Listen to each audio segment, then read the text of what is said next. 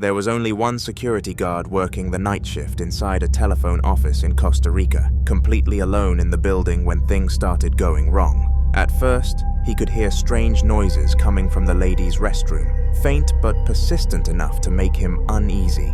He began recording just as the bathroom door slowly opened on its own, with no one nearby. Trying to stay calm, he walked closer to get a clear view of the restroom and decided to turn on the lights for the entire building, hoping it was just his nerves.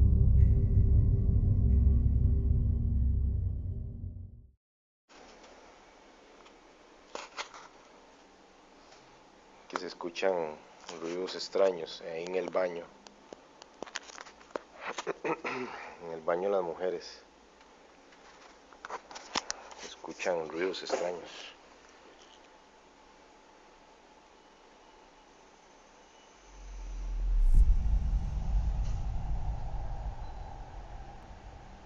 Se abrió la puerta.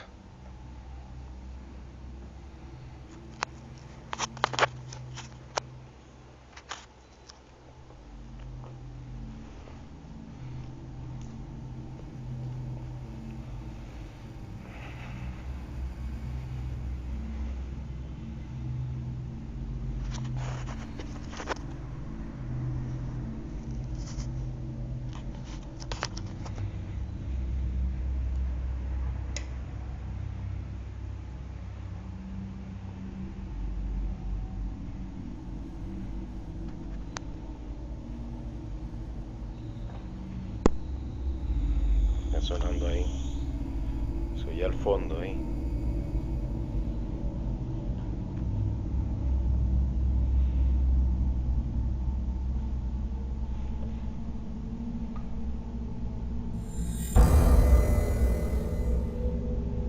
Por Dios, vea la silla.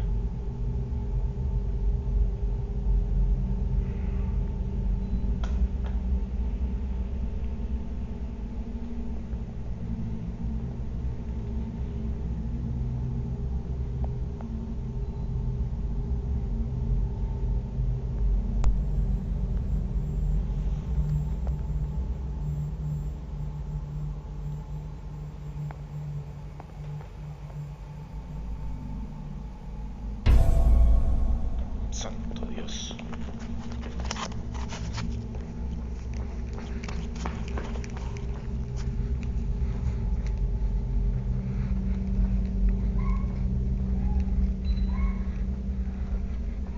Ay, por Dios, qué susto me pegué.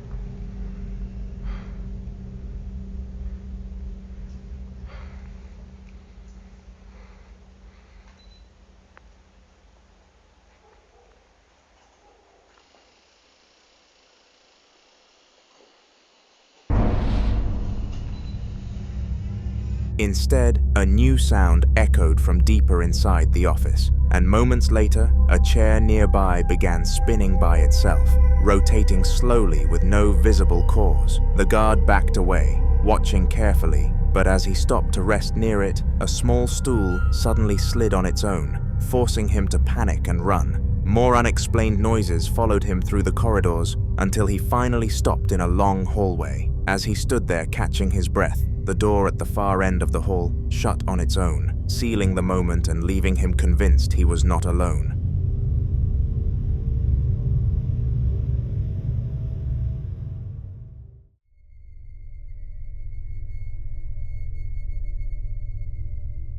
Signs and Signals is a paranormal investigating crew on YouTube, and in this clip, they're exploring a church known for its long history of reported hauntings. One of the crew members stands alone in a small room of prayer, calmly asking if anything is there, while another investigator stays completely silent behind him. He keeps insisting, repeating his questions, asking the presence to do something, anything, just to prove it's there.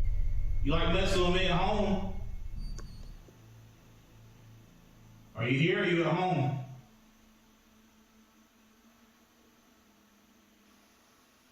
Come on.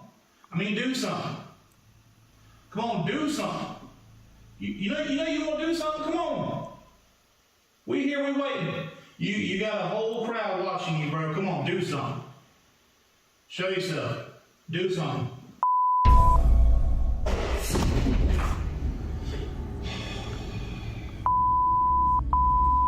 see what I'm saying?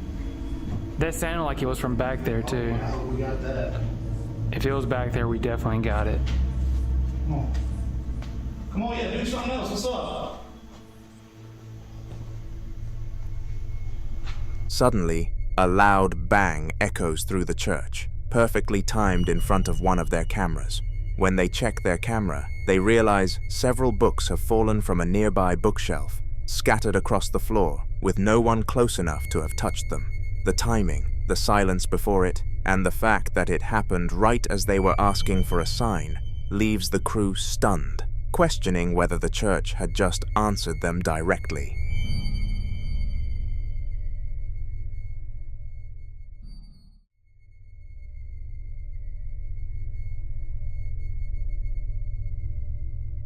In the following video, Tanner was babysitting late at night, around 10:30 p.m., after he had already put the kids to bed. Everything was quiet until he suddenly heard laughing, a sound that immediately unsettled him, especially since it seemed to be coming from the baby's room.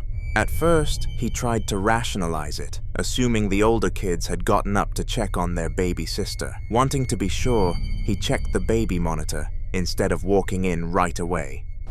So I'm babysitting, right? And it's 10:30 at night now. I've already put the kids in bed, and I hear laughing. I started to get a little mad because this was the third time I told them they needed to be in bed, since they have school in the morning. The thing is, the noises were coming from the baby's room. I thought maybe they woke up to check on their sister. So then I decided to check the baby monitor. Please tell me what's in the top left corner.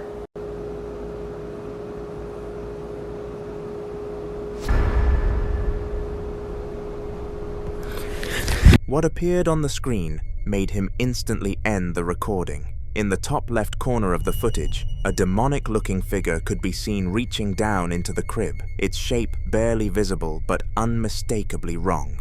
Tanner shut the video off immediately and rushed to the room, later confirming that the baby was completely unharmed. Even so, the laughter, the timing, and what briefly appeared on that monitor left him shaken, with no explanation for what he had just witnessed. He wasn't planning on giving any kind of update after that night, but a few days later, something else happened that made the situation even darker. Tanner received a call from the parents, explaining that the baby had been abducted from the home not long after the incident, taken without a trace. Authorities believe it was a person who committed the kidnapping, but Tanner can't shake what he saw on that monitor. Hey guys, so I wasn't planning on filming another update, but something happened that I think you should know about. So a few days after the first video, the parents actually called me and told me that something happened to the baby. I decided to go ahead and show them the video. Then this article was posted today at 2. It says, infant abducted from local home with shocking video.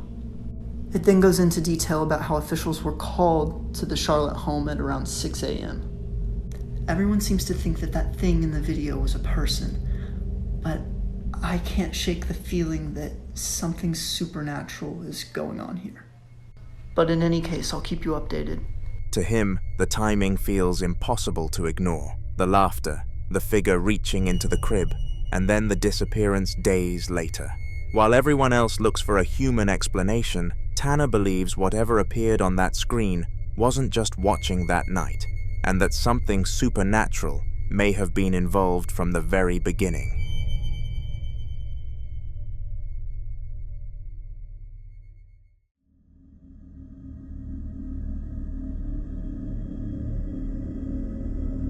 A security guard was doing his rounds when he started hearing noises that made him believe someone had broken into the building. Instead of running, he moved slowly and deliberately, walking with purpose as he checked hallway after hallway, scanning corners, storage rooms, and tight spaces where an intruder could hide. The building stayed quiet, almost too quiet, until suddenly a massive object fell on its own, slamming into the floor with an enormous bang that echoed through the entire space.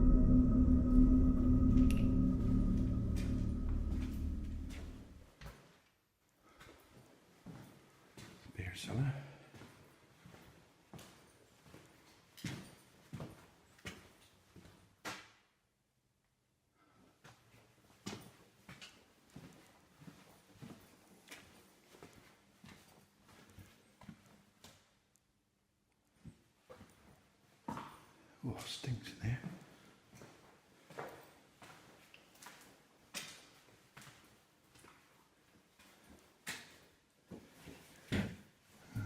What's in here?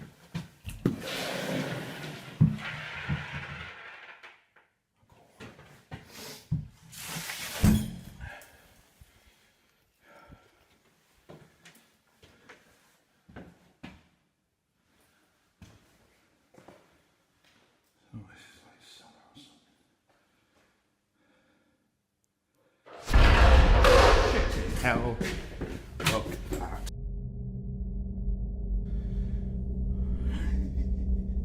Jesus Christ. Hey!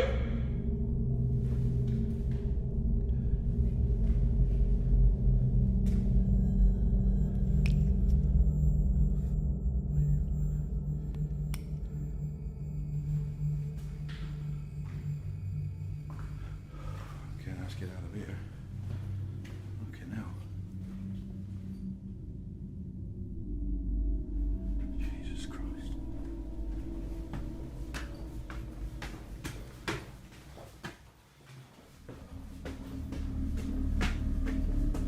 The guard panicked and hid for a moment, clearly shaken by what had just happened, but then gathered himself and stepped back out, trying to stay composed. After realizing there was no sign of a person anywhere and no explanation for the object falling, he came to a chilling conclusion. Whatever he had been chasing was not human. Accepting it was something else entirely, he stopped the search and began making his way out, eventually disappearing off-screen, leaving the building and whatever was inside it behind.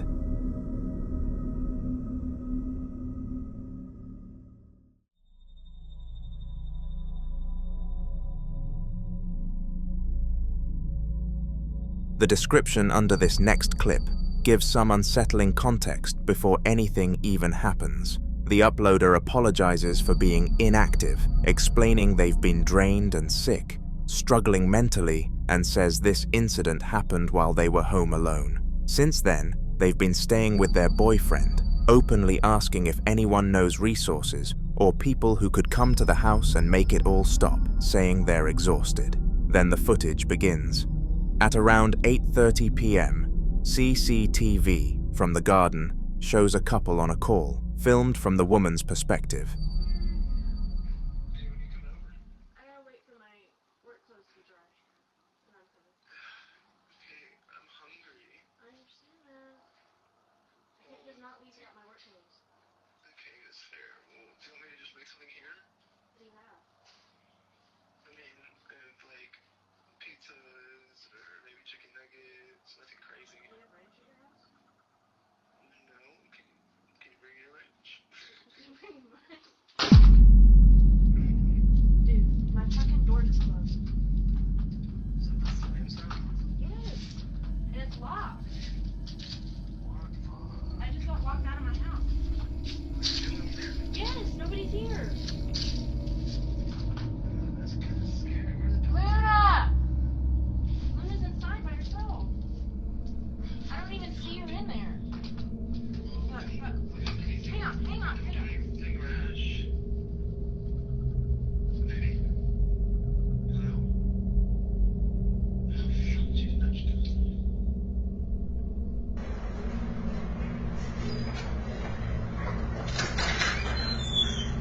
Luna!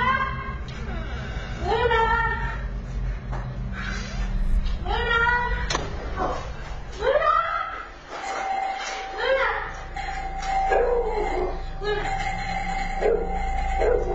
Suddenly, the door in the living room slams shut on its own and locks itself. But what makes it worse is that she isn't even inside the room. She's actually standing out in the front garden, realizing in real time that she's been locked out of her own house. Panic sets in as she rushes to another entrance to get back inside to check on Luna. And the moment she gets through the door, it slams shut behind her as well. The clip cuts there, leaving no explanation for how the doors locked themselves or what forced her back into the house.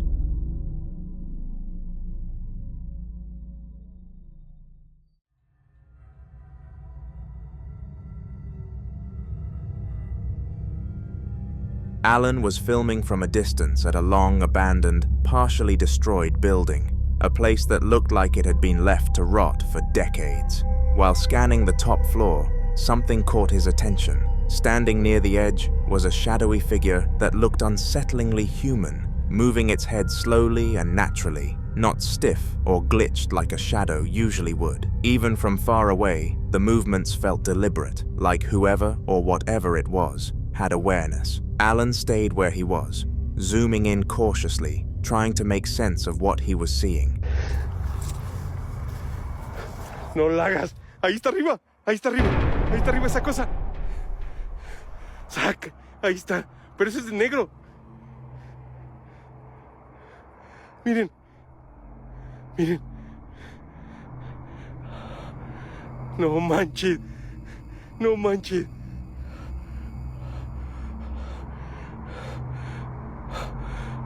Sácate a bañar. Ahí está esa cosa. No debes de estar en este lugar. Ahí tengo el zoom, Vámonos. Ahí está. Es como si fuera un animal.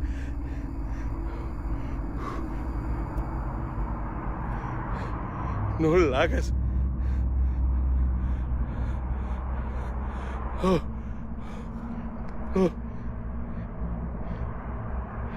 Sí están viendo.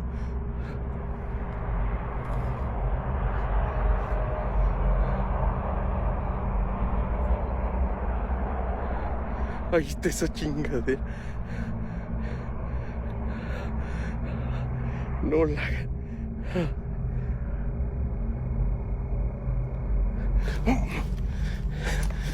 Qué... Algo hicieron aquí. No me había fijado.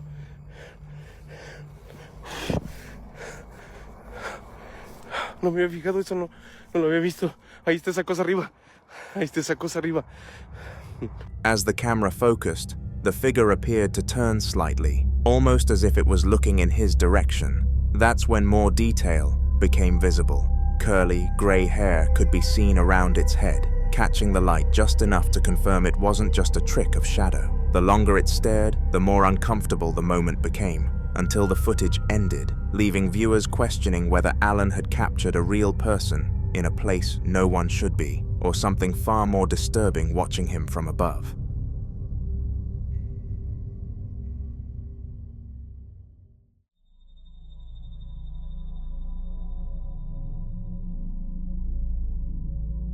This segment brings back Ian, the Midwest ghost hunter, for anyone new, and he's still deep inside the same haunted factory from earlier videos.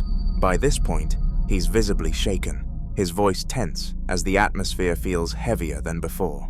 While standing near one of the rooms, he suddenly hears what sounds like a little girl's voice coming from inside, soft but clear enough to stop him in his tracks. Curiosity takes over the fear, and he begins calling out, saying her name, and asking if she wants to play a game. Cautionary tale, don't ghost hunt alone anywhere. It's just not a good idea. Because like I said, if something bad happens to me, I'm screwed. Hello?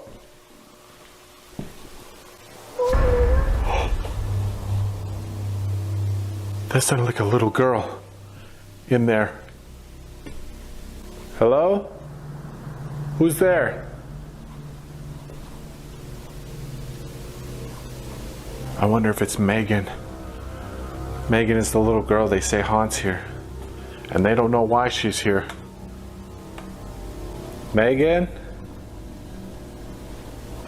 Would you like to come out and play? Play a game? Whoa. Oh my God. Dude, it literally looked like a shadow standing next to that crib. Jesus. Are you standing over there? Megan, I just want to let you know that I mean you no harm, okay? I'd just like to be your friend. Could you show yourself again? Just like you did?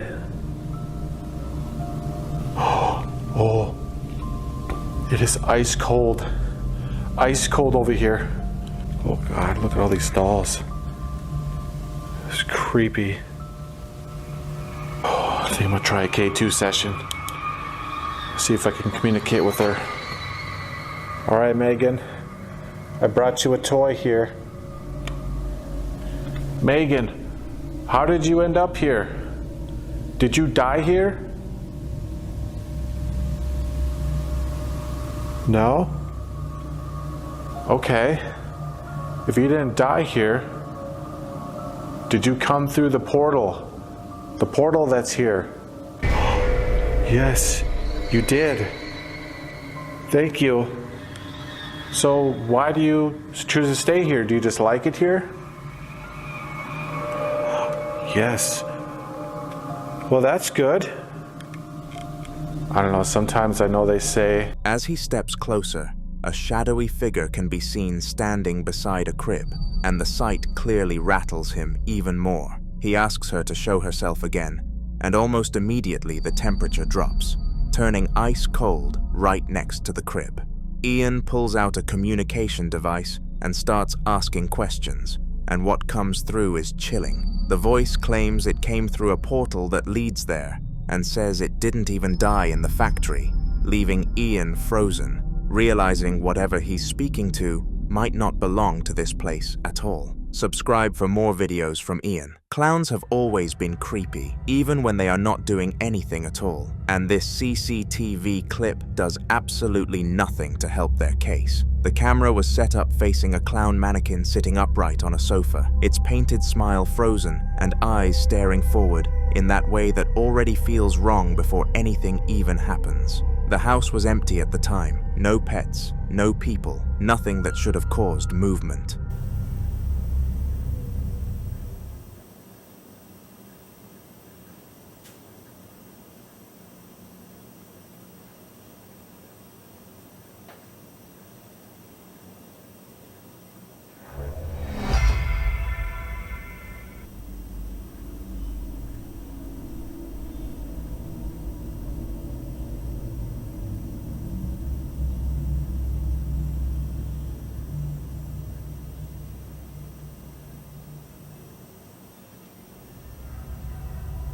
For a while, the footage shows nothing but stillness until the mannequin's right arm slowly begins to slide off the armrest. It does not drop or flop the way gravity would make it. Instead, it moves sideways in a controlled, steady motion, lowering until it comes to rest against the side of the clown's body. What makes it even more unsettling is where it stops. The hand ends up positioned right next to the clown's hat, almost like it was deliberately reaching for it. No vibrations, no one-off camera, no visible reason for the movement at all. After the arm settles, nothing else moves for the rest of the recording, leaving the mannequin frozen once again, just in a slightly different pose than before. The owner later said they noticed the arm had changed position when reviewing the footage, and immediately removed the mannequin from the house, because apparently there are limits to what people are willing to coexist with, and a clown adjusting itself when no one is around is one of them.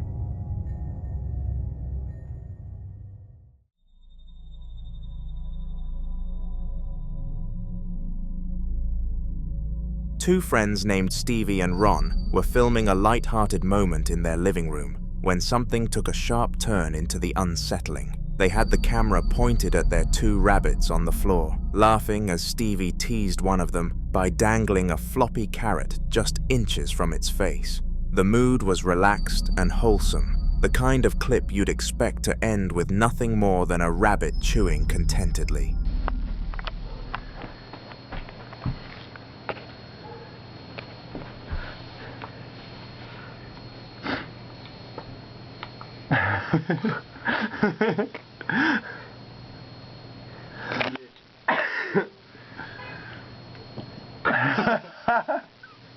You don't want that shit.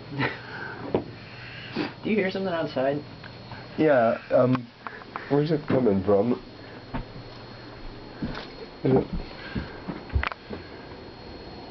There's something like crouching down there. Yeah, could you get the light?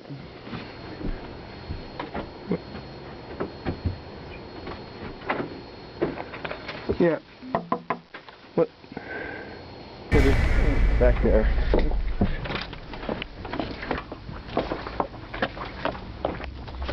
Where did it go?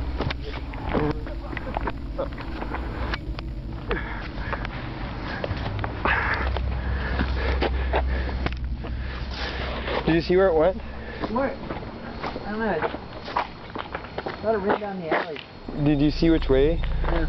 I don't see any. The black rabbit suddenly lunges forward and headbutts the carrot, snapping the end clean off, as both Stevie and Ron burst out laughing. But their laughter cuts short almost immediately when they both pause and look toward a window off camera. They mention hearing a noise from outside, even though nothing is picked up clearly on the audio. As Stevie slowly pans the camera toward the glass, something strange comes into view. Just beyond the window, low to the ground, there's a dark shape crouched in a way that doesn't look like any animal they can recognize. It's still for a second, like it knows it's being watched. Ron knocks on the window to scare it off, and instantly, the shape bolts away at an unnatural speed. The two rush outside to check, filming the empty yard and surrounding area, but there's nothing there at all. No footsteps, no animals, no sign anything had been crouching there moments earlier. What started as a harmless rabbit video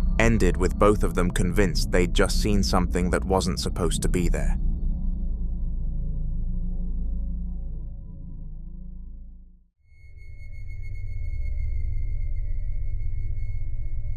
Lean is standing just a few feet away from a door that won't stop being knocked on, the sound coming fast and aggressive like something on the other side is desperate to get in. The camera shakes slightly as the door itself begins to rattle in its frame, each knock making it flex more than it should. Son 3 de la mañana. Hace rato que no escuchaba esto ahí. Ya estoy con mucho menos miedo que antes. Ahora lo afronto más rápido. Esto no sé, la verdad que voy a ver. Voy a tratar de grabar de acá.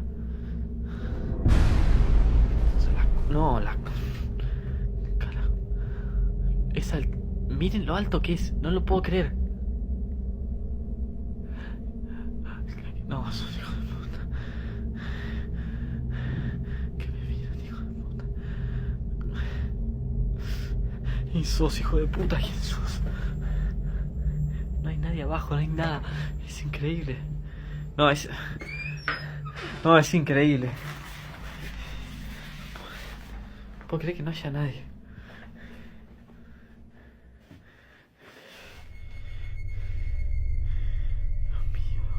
After a few tense seconds, the door suddenly cracks open on its own. Lean steps to the side, angling the camera so it now captures the bathroom behind it. That's when something even more disturbing appears. Above the shower curtain, a dark, head-shaped shadow starts moving back and forth, clearly visible against the lighter wall. Lean lowers the camera deliberately to show the floor beneath the curtain, proving there are no legs, no feet, nothing standing there. The shadow keeps shifting anyway. Fighting panic, he reaches forward and yanks the curtain back. The shower is completely empty. No one inside. No place for anything to hide. The knocking has stopped. The shadow is gone, and the bathroom is silent. Whatever was at that door moments earlier vanished the second he confronted it.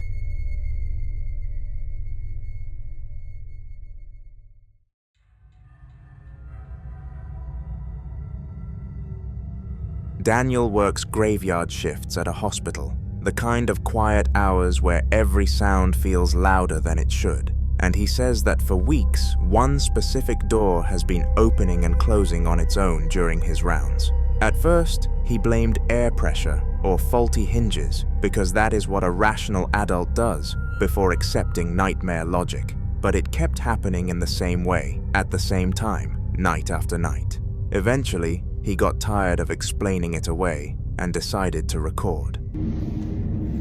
This door keeps on opening and closing.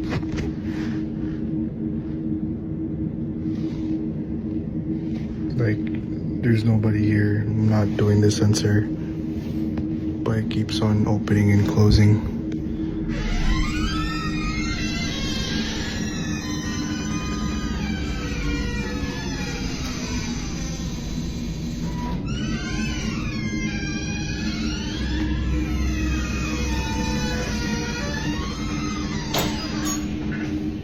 And I'm alone. I'm alone. The camera shows an empty corridor, lights humming softly, when the door at the end slowly begins to move. It opens with a long, dragged-out creak, inch by inch, as if someone unseen is carefully pulling it toward them. Daniel stays completely silent, clearly not wanting to interrupt whatever is happening. After a few seconds, the door stops. Then just as unnervingly, it starts to close again, reversing the motion at the same slow, deliberate pace until it settles back into place. There is no rush of air, no footsteps, no shadow passing by. Daniel later explained this was exactly how it always happened. Never slamming, never sudden, almost controlled. Hospital staff checked the area the next morning and found nothing wrong with the door at all. Since then, Daniel says he avoids that corridor whenever he can, because whatever is opening that door seems to know exactly when he is there.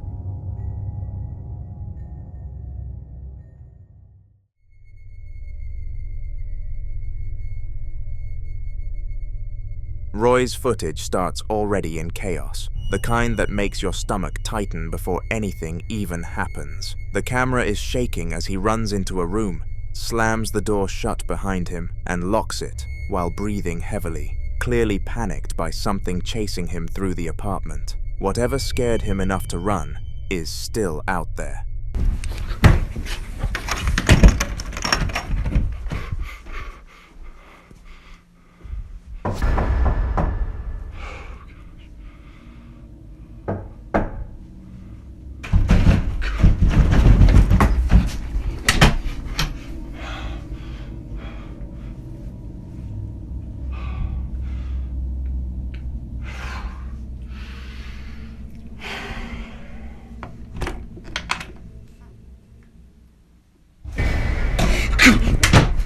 Almost immediately, slow knocking begins on the door he just locked, each knock spaced out and deliberate, like whoever or whatever is on the other side knows he is listening. Then the pace changes. The knocks speed up, growing louder and more aggressive, until it sounds like the door is being tested. After a long pause, Roy finally works up the courage to open it. As the door creaks open, the camera reveals something even stranger. Inside the room is another closed door, facing him directly. Before he can react, that second door suddenly swings open on its own, fast and forceful, as if someone yanked it from the other side. The clip cuts immediately after. Roy later explained that this was the final straw for him. Since then, the activity has only escalated, and he is actively trying to move out of the apartment, convinced whatever is there does not want him staying any longer.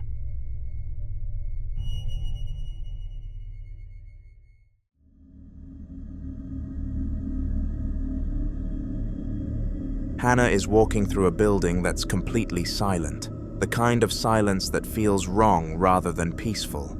From the layout and the tiny furniture scattered around, it looks like an abandoned daycare. She keeps the camera steady as she moves down the hallway, aware that no one else is supposed to be there with her.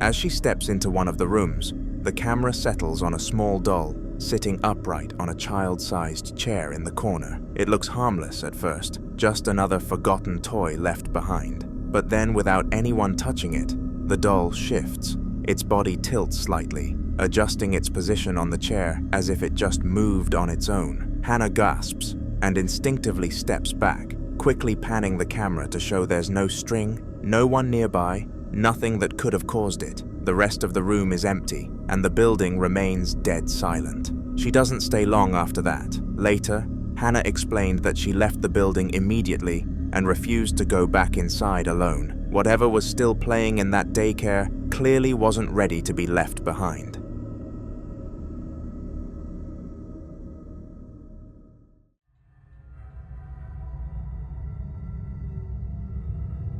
Aidan starts recording after days of unexplained activity in his home, convinced that whatever's been happening isn't just his imagination anymore. he keeps the camera steady, focused on a cabinet in his kitchen that he claims has been causing problems on its own. I feel some paranormal activity going on.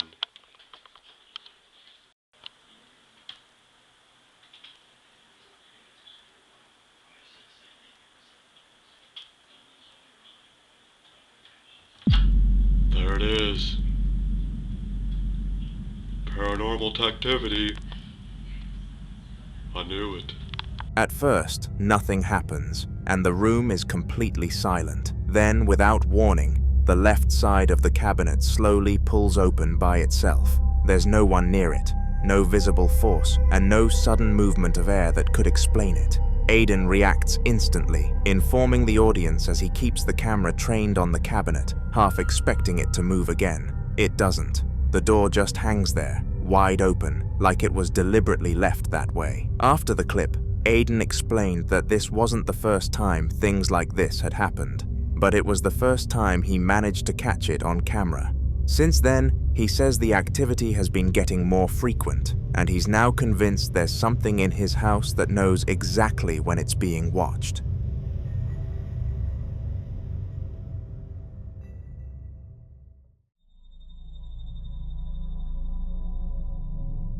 This next clip comes from Ian, a familiar face for anyone who's followed Midwest ghost hunting for a while. He's back in the same abandoned factory he's explored before, a place already known for making people uneasy. At this point in the investigation, Ian is walking alone through a deeper section of the building, clearly worn down, but still pushing forward. He briefly discovers what looks like an old elevator shaft, but doesn't linger long because he says the area instantly makes him feel dizzy and disoriented, like the air itself is off. He moves away and ends up wandering into a bizarre, maze-like section of the factory, with narrow pathways and hanging sheets of torn material that force him to physically push through just to keep going. Elevator shaft. God. Imagine falling down that. Hell no, I can't even look at stuff like that. I get woozy.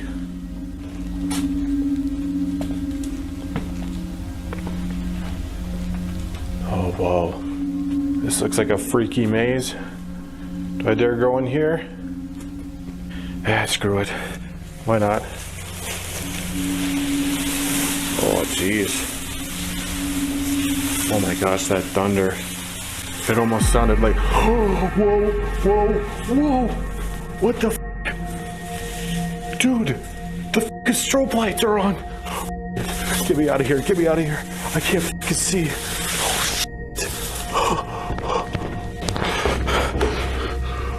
Dude, what the hell was that about? Those freaking things just came on by themselves. We just turned those lights on. Oh my god, I about fainted when that freaking happened.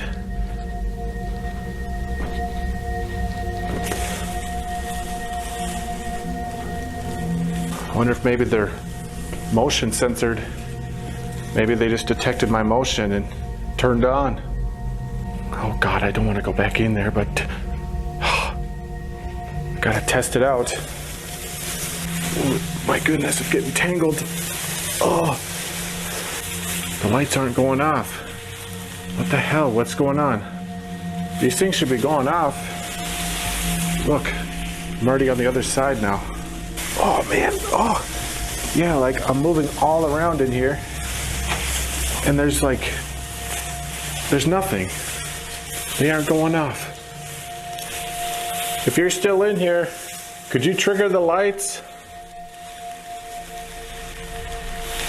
As he makes his way through, the strobe lights in the area suddenly switch on by themselves, flashing violently and lighting up the maze in short, disorienting bursts. Ian immediately reacts, confused and unsettled, assuming they must be motion activated. To test it, he backs out and retraces his steps, deliberately walking the same path again. But this time, nothing happens. The lights stay completely off, no matter how much he moves. That's when it really sinks in that whatever triggered them before wasn't just motion. The randomness of it, combined with the oppressive layout of the factory, makes this one of the most unsettling moments of his entire investigation, and it's clear the building wasn't done messing with him yet. In the following video, a group of innocent people were trying to make sense of what they're seeing after the atmosphere in the room completely changed. The door was shaking earlier, and the second they started recording, it suddenly goes still, almost like whatever was there was listening.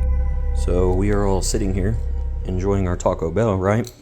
And Ghost Malone was over there shaking the door a second ago. Ghost Malone, if you are still around, do something. It was a sign. Oh, okay. Okay. Mm-hmm. Look at her. Nonchalant. Alright, so ironically, I'm watching Ghostbusters, right? Ghost Malone. Ghosty. Yo. Are you kidding? Alright, so I've been asking Ghost Malone some questions. Okay, so 1 time if you're there, 2 times, or I guess no times if you're not. Definitely there, okay. Are you friendly? Okay, okay. Do you like Ghostbusters? No? Okay, do you like movies? Okay, okay. Alright, just not Ghostbusters, I guess it's insulting. Are you here to cause harm? Okay. Okay. Man, I wish I knew Morse code. We'd try that. Are you an older spirit? Okay, but not a bad spirit. Okay. Is there more than one of you? Oh, okay. One of them nervously asks if it's still around, and that's when a small child's toy car slowly rolls across the floor on its own, stopping just as quickly as it started. The mood flips from laughter to shock instantly. They begin talking to it calmly, asking simple questions, and almost immediately, a painting on the wall starts to move, tilting forward and lifting slightly as if being pushed from behind. Realizing it might be responding, they start using the painting as a way to communicate, asking yes or no questions, and watching it shift each time. Over the course of the clip, they figure out whatever is there doesn't seem hostile, just curious, and oddly specific, reacting negatively when Ghostbusters is mentioned, but calming down again moments later. By the end, they're convinced this isn't just one presence either, since the ghost claimed to have an accomplice. People were quick to question why everyone seemed so calm during the first encounter, almost accusing them of downplaying what happened. Instead of arguing back, the man behind the camera decided to do the opposite and returned to the room alone to see if whatever was there would respond again. So, a couple weird things have happened tonight, like my mom's painting over there has moved. Ghosty. Ghost Malone. You there? Don't judge the trash. It's trash day. Ghosty.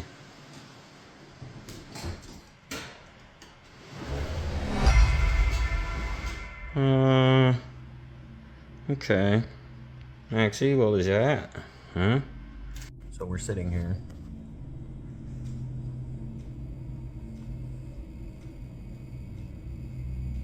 Revelation here is it? Hi, Maxie. It should also be noted that we've had several offers from paranormal people to come here and whatnot. We're down. But there's been a few of them that are private profiles, minus the big ones you guys have suggested. Nobody's reached out, but I don't know. I might take offers for people to just come stay the night so you can see whether it's real or not for yourself. I don't know. But yeah, I am gonna take a list of questions.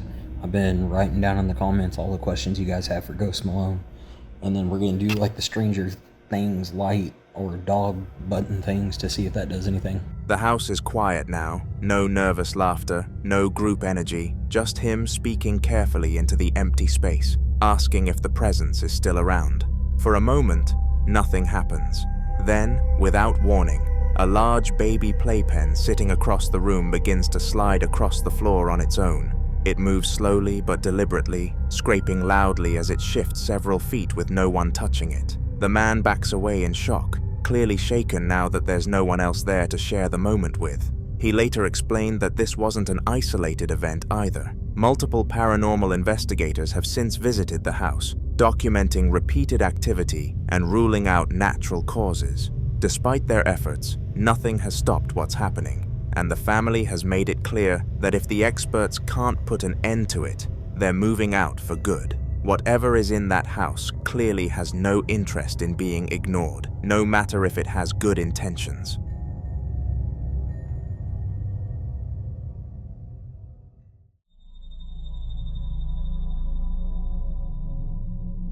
Moving into a new house is already daunting enough, but for Kyle, that feeling didn't last long at all. He'd only just bought the place and was walking through it for the first time properly, filming on his phone while the rooms were still empty and undecorated. It was meant to be a simple walkthrough, nothing dramatic, just getting familiar with the layout, but the house clearly had other plans. I was moving into my new house.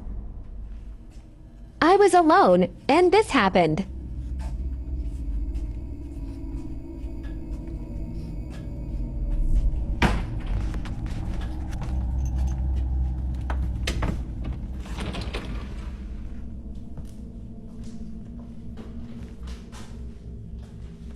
Good luck to me.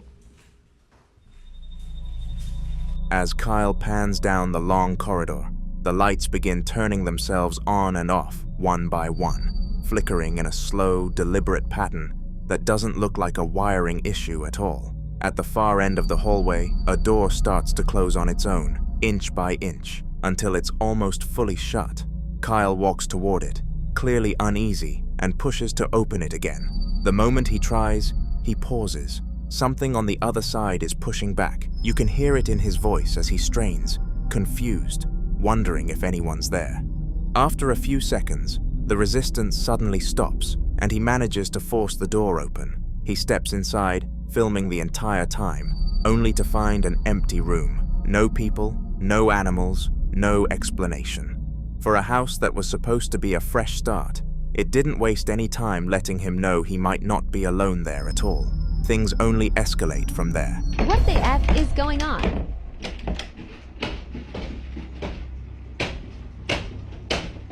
Things are going crazy now.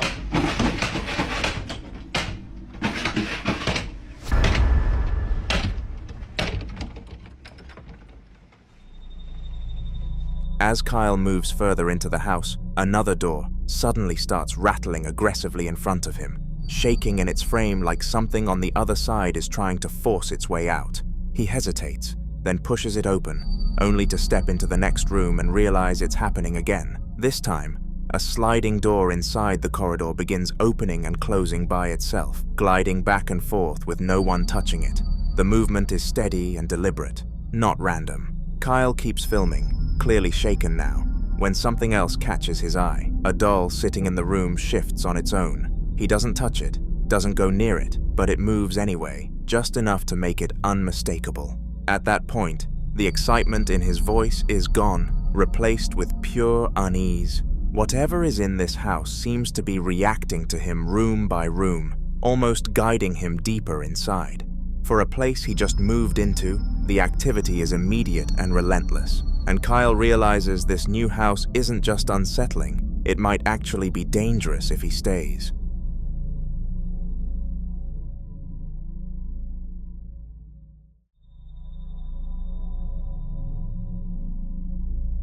The Martin house has a reputation for child sightings, with locals claiming they've seen figures in the upper windows for years, despite the place being completely abandoned. In this clip, a woman just happens to be driving past when she remembers the stories and decides to pull over and film from a distance, more out of curiosity than anything else.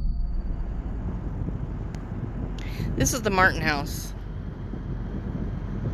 Haunted. Panama City, Florida, my first book. And I'm just driving by randomly. Look in the window. Please, somebody tell me you see what I'm seeing. child. He supposedly, maybe, we're not sure, stories have changed over the years. Man went crazy and killed his entire family after finding out his wife was cheating with the servant. Hung the servant on a tree that used to be in the front yard that the hurricane took out. But the stories are that the children can be seen. I see a kid. Fuck. As she zooms in on the top floor, a small, childlike figure can be seen standing in one of the windows, staring outward. What makes it especially unsettling is how unnatural it looks. The figure doesn't move at all, not even slightly, almost like it's frozen in place. There are no lights on inside the house, no signs of anyone living there, and according to locals, nobody has for a long time. The woman stays filming for a moment, clearly confused, before slowly backing away and getting back in her car once the footage ends. Later, people pointed out that the figure looks too realistic to be a decoration, but too still to be a real person, which only adds to the mystery. For a house already known for reports of child apparitions, this sighting just made its reputation even harder to ignore.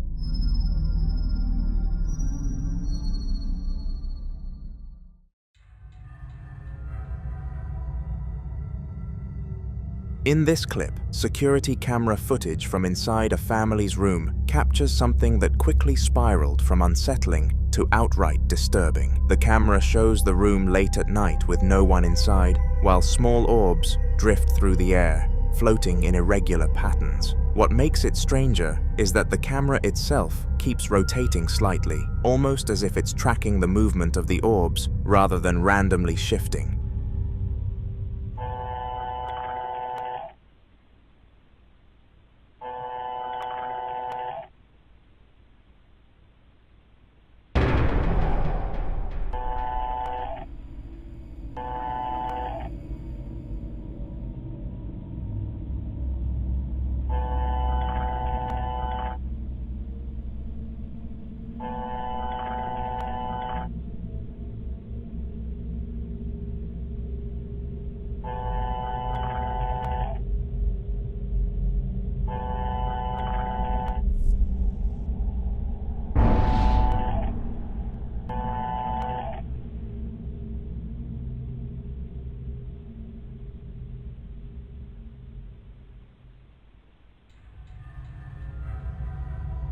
Each time the camera settles, it keeps landing back on a doll sitting upright on a chair in the corner of the room, and every time it does, the doll appears to have changed position just slightly. Its head tilts, its body slumps, then straightens again in ways that don't look like simple camera glitches. Over the course of the footage, the movements become more noticeable, subtle but intentional enough to raise alarms. The Fodder family said they hadn't touched the doll at all that night, and no one was home when this was recorded. After reviewing the footage and noticing how often the activity seemed centered around it, they didn't want to take any chances. The next day, they removed the doll from the house entirely and threw it out with the trash, saying it felt less like a toy and more like something that was watching back.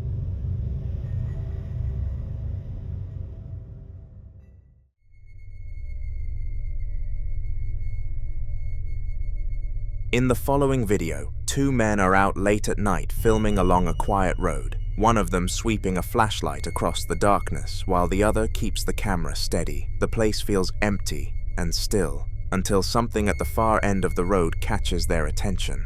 It's shaped like a person, standing in a way that looks almost human, but not quite right, too stiff and uncanny to make sense. ¿No? Sí. Tengo una lamparota super expandex. Ah, bueno, tú tienes tu luz azul. ¿Qué? Güey, ese es el velador de... Es el velador, ¿no? Ah, velador. ¡Ey! ¡Velador! Aguanta, aguanta, espérate, ey. Shh, no te muevas. Güey, No mames, no te muevas ahí. Güey, ¿Velador? ese no es el velador, güey. Güey, no es el velador. Sí, No. Yo también pensaba que era el velador. No, aguanta, deja que mi cámara enfoque bien, Deja que mi cámara enfoque bien, güey. Eso no es el velador. No digas perras mamadas, güey. No digas perras mamadas, güey. Perdón, perdón.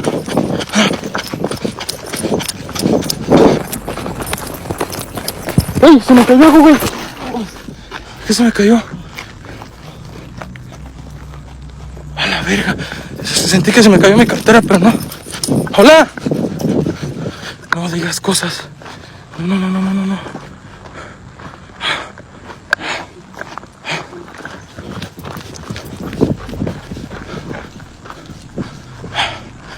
Güey, ¿fue aquí? No digas mamadas, güey. Buenas, velador. No mames, no mames. Esta madre no pudo haber salido, está con reja. Está con reja, güey. No digas mamadas, güey. No digas mamadas, Joe. Miren. No digas mamadas, güey. Yo la vi moverse, güey. No, no, no, no, Joe. No, no, no, no, no. No, güey, no mames. ¿Qué fue eso, güey? No sé, no sé, no sé. No mames, güey. No mames, no mames, no mames. ¿Crees que haya sido ella? Güey, nos estamos metiendo más adentro del reino más. Banda, comparte. No mames, güey, no mames. Parece que sus ojos te miran, ¿verdad? Pareciera, pero no creo, güey. Güey, es que qué pedo, güey. Hola. Tú te moviste. Tú fuiste la que se movió. ¿Es así? No mames, güey. ¿Tú fuiste la que se movió, mujer? A ver, güey. Güey, es que era el vestido también así, güey. ¿Verdad? Amarillo. Yo pensé que era el velador, te lo juro, hermano. Yo también, güey. ¿Cómo que me detuviste? No, güey, no era el velador, mira. Blancanieves. Blancanieves. Ay, güey, dime que no era cierto, güey. No mames, güey. Qué miedo, qué miedo. Miren. Pero es que, güey, no creo que haya sido ella, güey, mira. Porque no se puede ni sostener esto, güey. Mira, y aparte está muy rompido todo, mira. Sí, no, o sea, está hecha de fibra de No mames, güey. Pero ella no se puede mover. Sería ella. No tiene brazo, además. Güey, porque yo no miro a nadie más, güey.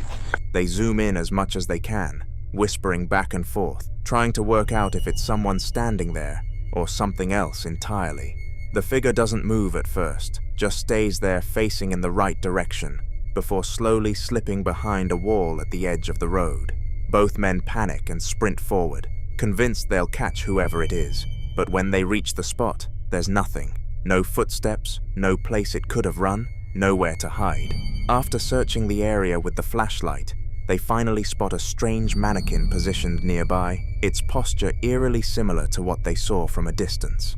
Up close, it's completely motionless, just a lifeless prop.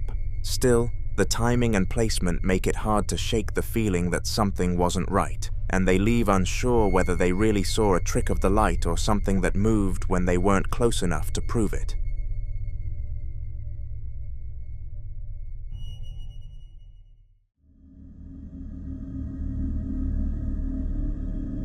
Steve was out motorbiking alone as daylight started to fade, filming casually as he followed a narrow trail through the wilderness.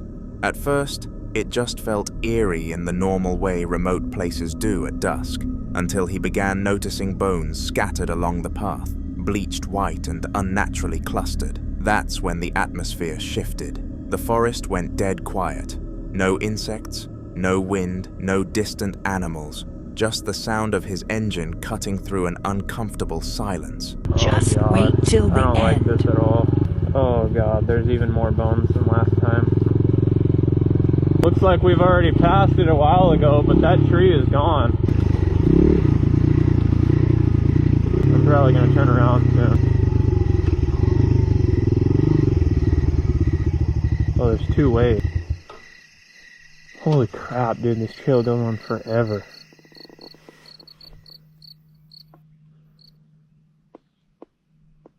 It just got really quiet really fast.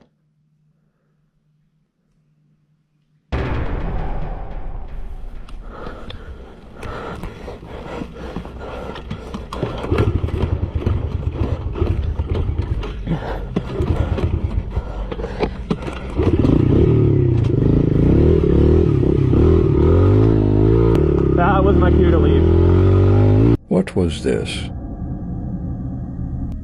The trail soon split into two directions, and Steve slowed down, hesitating as he tried to decide which way to go. As he angled the camera to the right-hand path, something moves. Crawling out from the bushes is a figure that doesn't move like an animal or a person, low to the ground, twisted, and disturbingly human in shape. It pauses just long enough to be seen clearly before continuing forward. Steve doesn't wait to understand what he's looking at. He immediately turns the bike around and speeds off the way he came, breathing hard as the forest stays unnaturally silent behind him. He later said he didn't stop riding until he reached a populated road, convinced that whatever he saw wasn't supposed to be out there at all. In the following video, the man behind the camera keeps moving through what looks like a storage area, the kind of tight corridor where every box and shadow feels like it has weight, and you can tell he is already on edge as he scans each corner with the camera. He stops when he notices a door that should never be opened during the investigation, sitting cracked just enough to make the hallway feel wrong, and he slowly leans in to look behind it, even though the team is nowhere nearby. La puerta se abre y se cierra sola.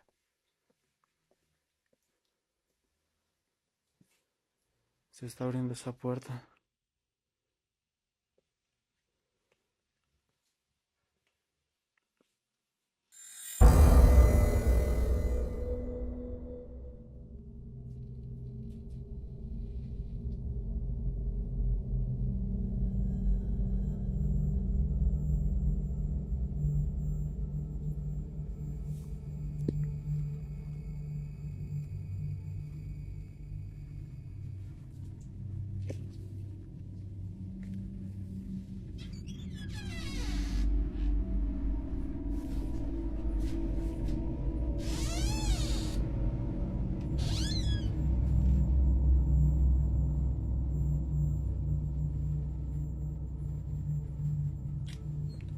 No hay nadie.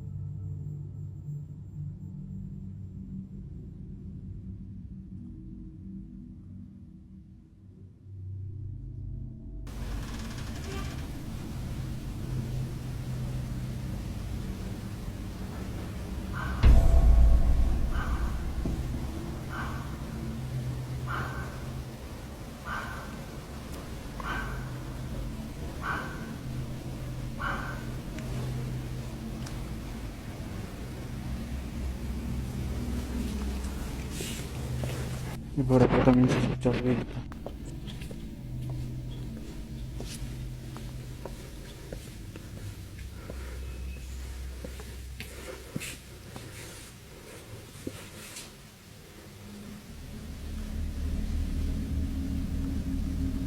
He finds the door opening a crack, so opens it and checks behind it just to see nothing. Because of this, he walks away and the door shuts by itself as a strange noise starts playing behind it, and he speed walks out of the hallway. The second that door slams, you can see his whole body tense, because that wasn't wind, and it definitely wasn't timing or coincidence. And the noise that follows sounds like something trying to push through the wall just to remind him he is not supposed to be there. His footsteps turn into a full speed walk that almost looks like he wants to run, but refuses to make noise, and every few seconds he glances back like he expects the door to open again. Moments like that show exactly why investigators always say curiosity is one thing, but when the building answers you on its own, that is when you learn how fast fear can move.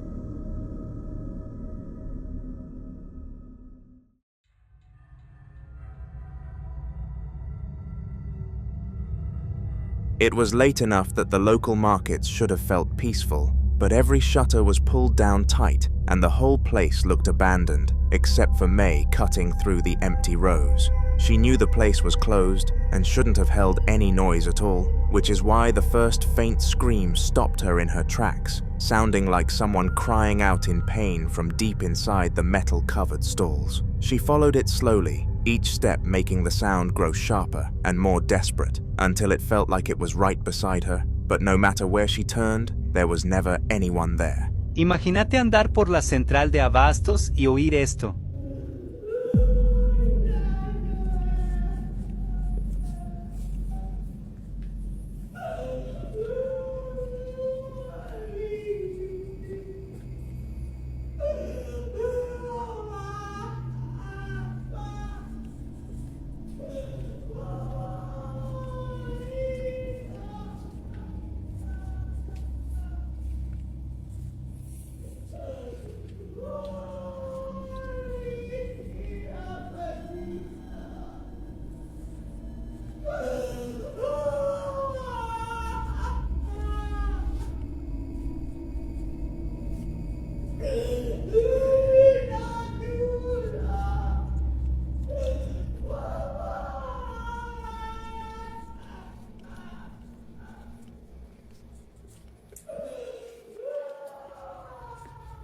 The screaming and crying keep getting louder as she walks, yet she can't find the source even when it sounds feet away. By the time she reached the end of the walkway, the noise was so overwhelming it felt like it was coming from the walls, and she spun around expecting someone to stumble out, but the shutters were sealed tight like they hadn't moved in hours. That was the moment she realized she wasn't chasing a person at all, and the way the sound cut off instantly once she stopped filming, almost like it knew she understood, made the silence after feel even worse. May had walked straight into something trying to be heard, and the fact that it never showed itself only made it clearer that she had been listening to a ghost.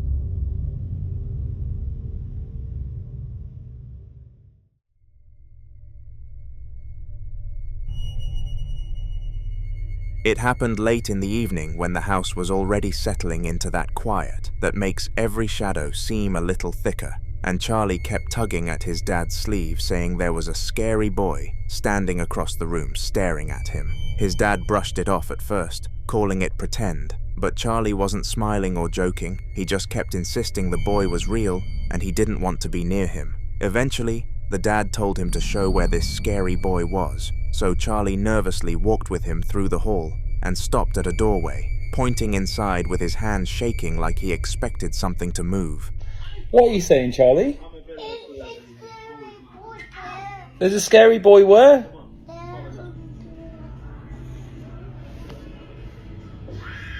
What do you mean?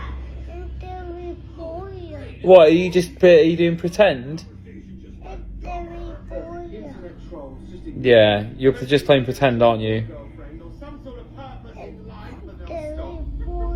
Do you want to show me? Show me then. Come on. You show me where he is. This is actually fucking bad. Where? Where? In there? In there? Okay, get ready, Charlie. No scary boy. No, there's nothing there, mate. Do you want me to go in? Look. There's absolutely nothing in here. You've got nothing to be scared about. I've absolutely shit myself. There's nothing to be scared about. There's nothing here. That's just the bathroom. Nothing there, buddy. Yeah. Yeah. That's just the shower. I've never been more scared in my entire life. Oh. See, told you. Nothing there, mate. Perfect. Come on. Let me silly. The father opens the door and sees nothing, while Charlie refuses to step past the threshold. The moment the door swings open to an empty room, the dad turns back confused, but Charlie steps back like he's afraid something invisible is right in front of him, claiming that the scary boy is still there, even if his dad can't see him. That kind of fear doesn't come from pretending, and the way Charlie wouldn't even look into the room made the dad realize this wasn't just a kid's imagination. It was something he couldn't explain, and something Charlie clearly wished he hadn't noticed at all.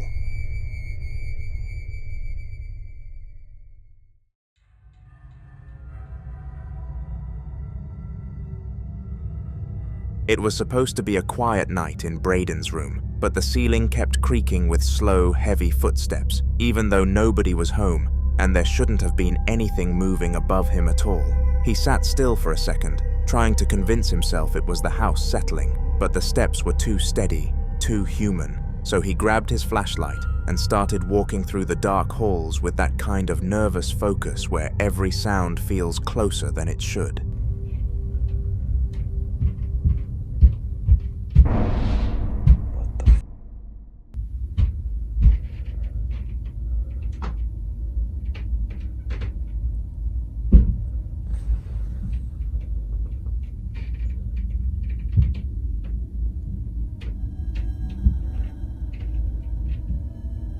Wow, it's really bad right now.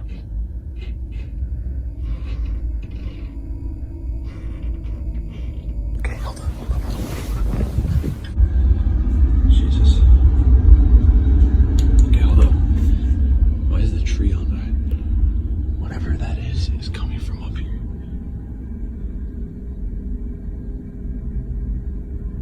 Should I attempt to go in there? Because that was coming, all that thumping, it was coming from like right in there, in that room. Come up here for a sec, man. What the? He points his flashlight upstairs and hears his own exact voice say, "Come up for a sec." The way the voice coming down the stairs matched his tone perfectly meant he froze, because there was no way his own voice should be calling him from a place where nobody was standing. It wasn't an echo, and it wasn't a trick of the house. It sounded like something pretending to be him just to get his attention. He didn't step closer. He didn't even breathe for a moment, because when something upstairs can mimic you perfectly, the last thing you want to do is give it the chance to talk again.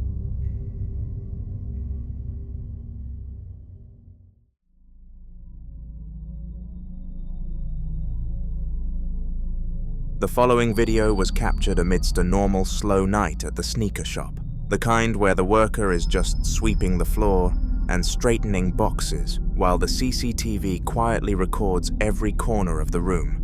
Nothing feels off until the air suddenly shifts a little, just enough to make him pause, and the camera catches him glancing toward the back like he sensed something move.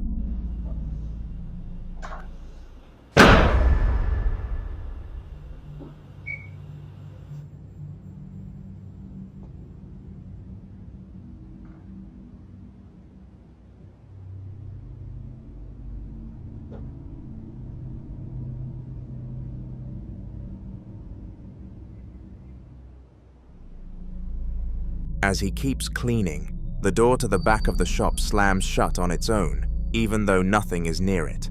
He jumps and stares because there's no draft, no co-workers, no reason for it to slam with that much force, and the CCTV angle shows the room behind it is completely empty. It's the kind of movement that looks deliberate, like something wanted to make itself noticed, and the way he slowly backs away from the doorway says everything. Even in a brightly lit shop, surrounded by sneakers and shelves, that door made it clear he wasn't alone at all. The same sneaker shop is open now, customers walking around and the place feeling completely normal, like nothing strange had ever happened there.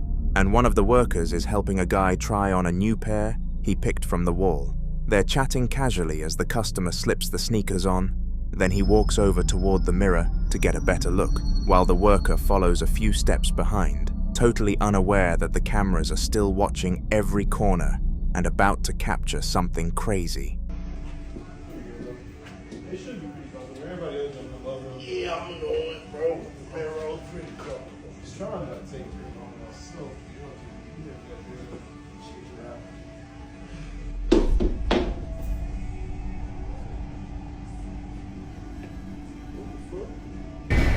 Hell no.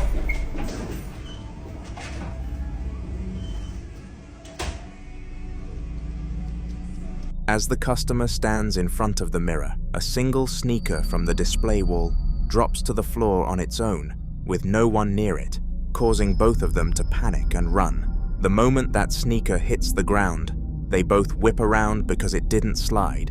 It didn't wobble off. It fell straight down like something knocked it loose with intention. You can see the confusion turn into fear instantly, and the worker doesn't even try to explain it before bolting toward the front door with the customer right behind him.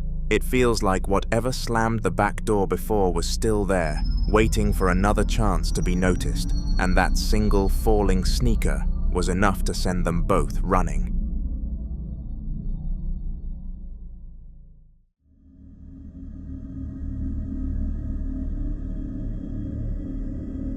The shop had only been open for 12 minutes when the man working started saying something was moving around in the attic, and the walls, like the whole building, was settling wrong, and the fact that the store next door was abandoned made every sound feel way more isolated than it should.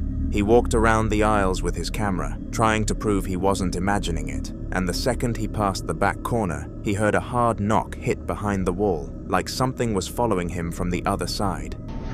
Okay, we have literally been open for 12 minutes. There is so much stuff happening right now that I don't even understand it. So I'm going to show you. No one's on the cameras. There is stuff coming from the attic and in the walls again. And if you look it up, the store next to us doesn't exist. They went out of business. No one's here. Hello? Hello?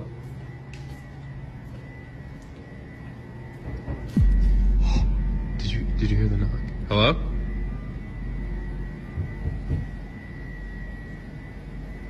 Can you knock again?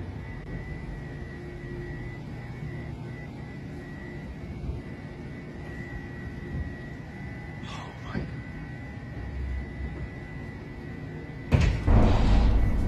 What the?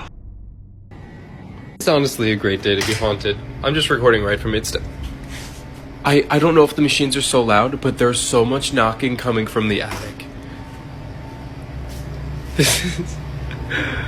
This is insane, like literally.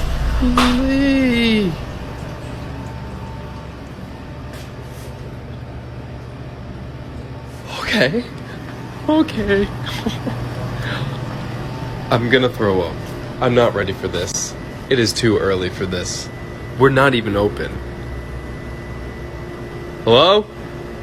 Is there a reason you're so active right now? My Jesus Christ! What the fuck is happening? I can't fake that. Holy cow. Okay, wait. I'm gonna try to do one continuous video proving that nobody's up here. Oh my god. I have goosebumps. Wow, this ain't even a TikTok. Okay. I'm just...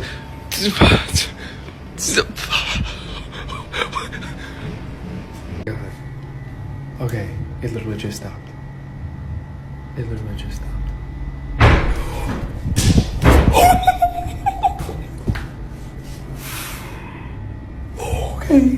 Okay, can't show the code. Something literally flew off the wall. Bro. Spirit, is there a reason you're so upset today? Oh my goodness, Jesus Christ. I don't even know where to go. Okay. Holy, look at this. I'm a little actually scared right now because this is in the morning. We don't usually experience this much in the morning. The knocks keep happening as he circles the store, most of them coming from the attic, and the place isn't even open yet, so there is no way it could be a prankster customer. He pulls down the attic ladder, and loud banging erupts above him before going silent. But right as he says it stopped, more knocks explode across the ceiling, and something is thrown off the wall. He shows the item on the floor through the CCTV feed. When the object hits the ground, he freezes, because that wasn't just noise, it was force, and the attic ladder hanging open behind him makes it feel like something could climb down at any second. He stands there breathing hard while staring into the dark above, and the silence that follows feels like the building is waiting for him to move so it can answer again.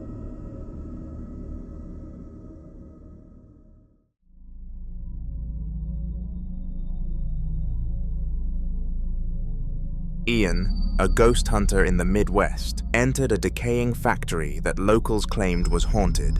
The air was thick with dust and the faint smell of rust, and the silence made every creak echo like a warning. He set up his equipment, hoping to communicate with whatever lingered in the shadows, and immediately something responded. Who are you?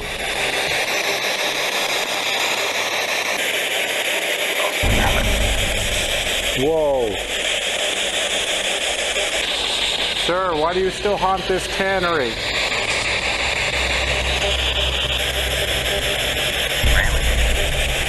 But you said railing. Railing. Like fell over the railing. Are you saying that you died on these catwalks? And that you fell? Whoa. It sounded like that's what happened. Jesus. This is so crazy. Thank you, sir, for communicating with me. Is there anything you would like to say?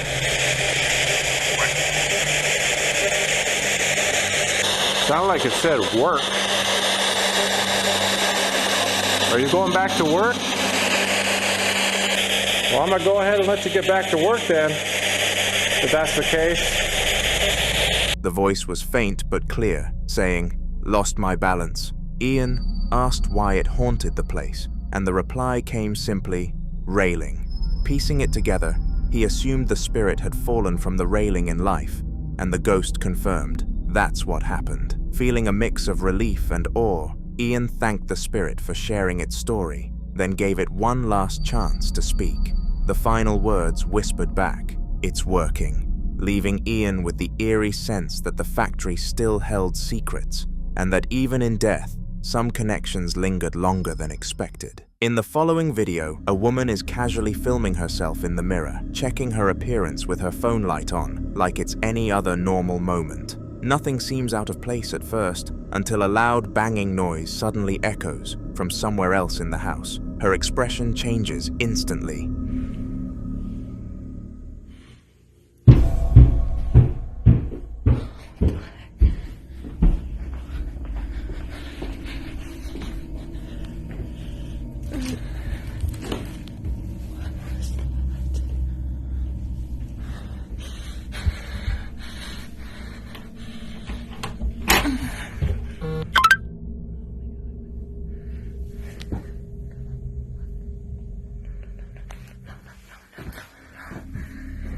She turns the camera and slowly walks toward the sound, her footsteps cautious. The noise leads her up the stairs, and by the time she reaches the top, her breathing is noticeably heavier, a mix of nerves and adrenaline. She pauses in front of the attic door for a moment before finally pulling it open. The attic is completely empty. No movement, no animals, no loose objects that could explain the sound. She scans the space with the camera, clearly confused and shaken, before backing away. Whatever caused the banging had completely vanished, leaving her alone with the unsettling realization that the noise came from somewhere she couldn't explain at all.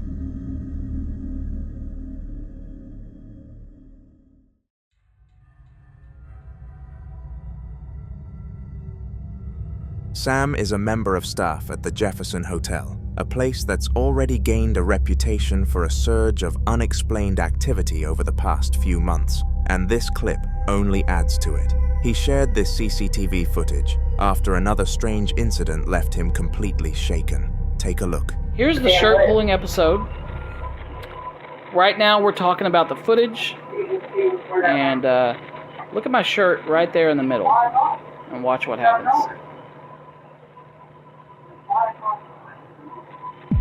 Right there. So we both react, and you can see right here, I'll do it in slow motion and show you. Right there, hold on. Right there. The shirt just gets pulled a little bit. And then, you know, here's our reactions. I gotta turn it down because there's some cussing going on, because we were in such disbelief. But you'll be able to see, I'm like trying to describe to her the feeling I got. It was such a weird feeling. And again, I can't say it's anything paranormal. In my opinion, I think it was, just because of the events that happened and the feeling everybody got, and of course that movement was really... The camera shows the hotel kitchen looking quiet and empty, except for Sam and his wife standing side by side in the middle, casually talking while the rest of the room stays completely still. For a moment, nothing seems out of place. Then, without any warning, the fabric on Sam's shirt suddenly shifts and tugs outward, as if something invisible had grabbed it. The movement is quick but unmistakable, pulling hard enough to catch both of their attention instantly. Sam freezes and looks down in disbelief, while his wife looks equally shocked, clearly confused, and trying to process what she just saw. There's no breeze, no one else in the kitchen, and nothing nearby that could have caused it. They both scan the room, visibly unsettled, realizing whatever touched him wasn't visible on camera. Given the Jefferson Hotel's growing list of similar incidents, this footage only fuels speculation that something unseen is still actively moving through the building. And according to Sam, this was far from the last strange thing to happen there.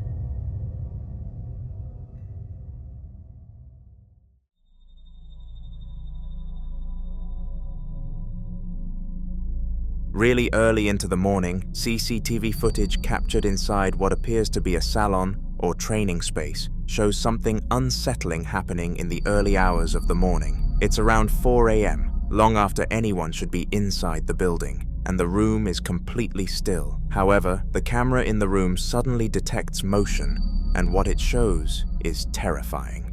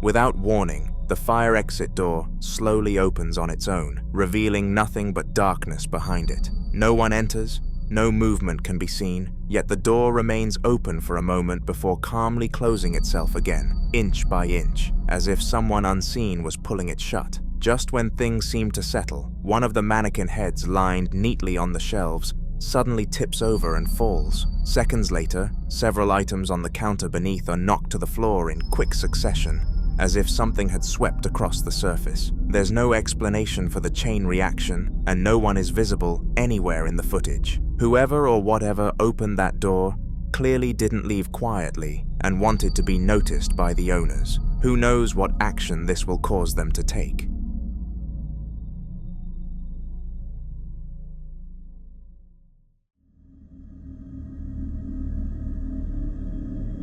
A father is always going to respond when their baby cries, especially in the middle of the night when the house is meant to be silent. That's exactly what Matt did when loud, panicked crying suddenly echoed through the hallway, sounding exactly like it was coming from his son's room. Without thinking twice, he rushed out of his bedroom, not knowing the living room camera was already recording what happened next.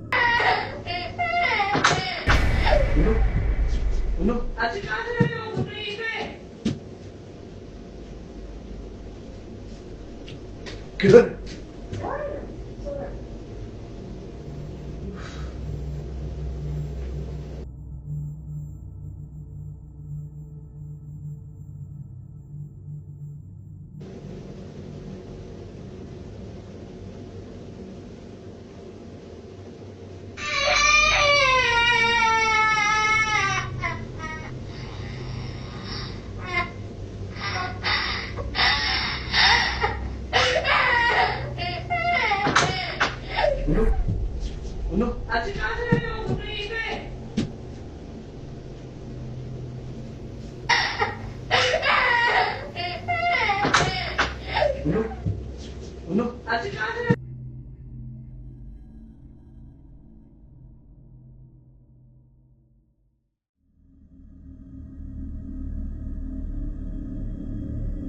As Matt runs down the hall, something disturbing appears in the corner of the footage.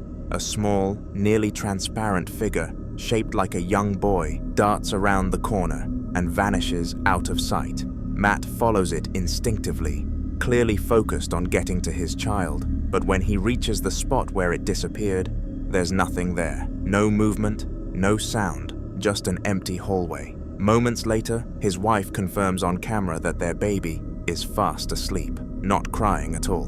That's when the reality sinks in. The sound that pulled Matt out of bed didn't come from his son, and whatever ran through the house wasn't supposed to be there. The footage ends shortly after, but Matt later said he hasn't been able to explain the crying or the figure since, and the camera catching it only made the experience harder to ignore.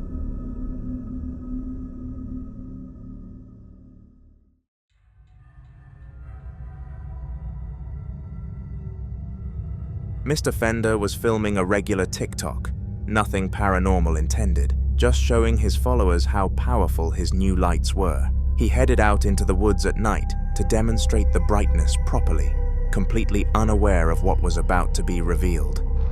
The lights are definitely functional, but unfortunately I live in a city and there are street lights everywhere. But I can find a place to go test them. Okay, I found some really dark woods. I just put some tinfoil over the reverse lights. So I'm going to show you what the stock reverse lights look like, and then I'm going to uncover them and show you what the added reverse lights look like. These are the stock reverse lights. Literally can't see anything. And these are the ones I just installed.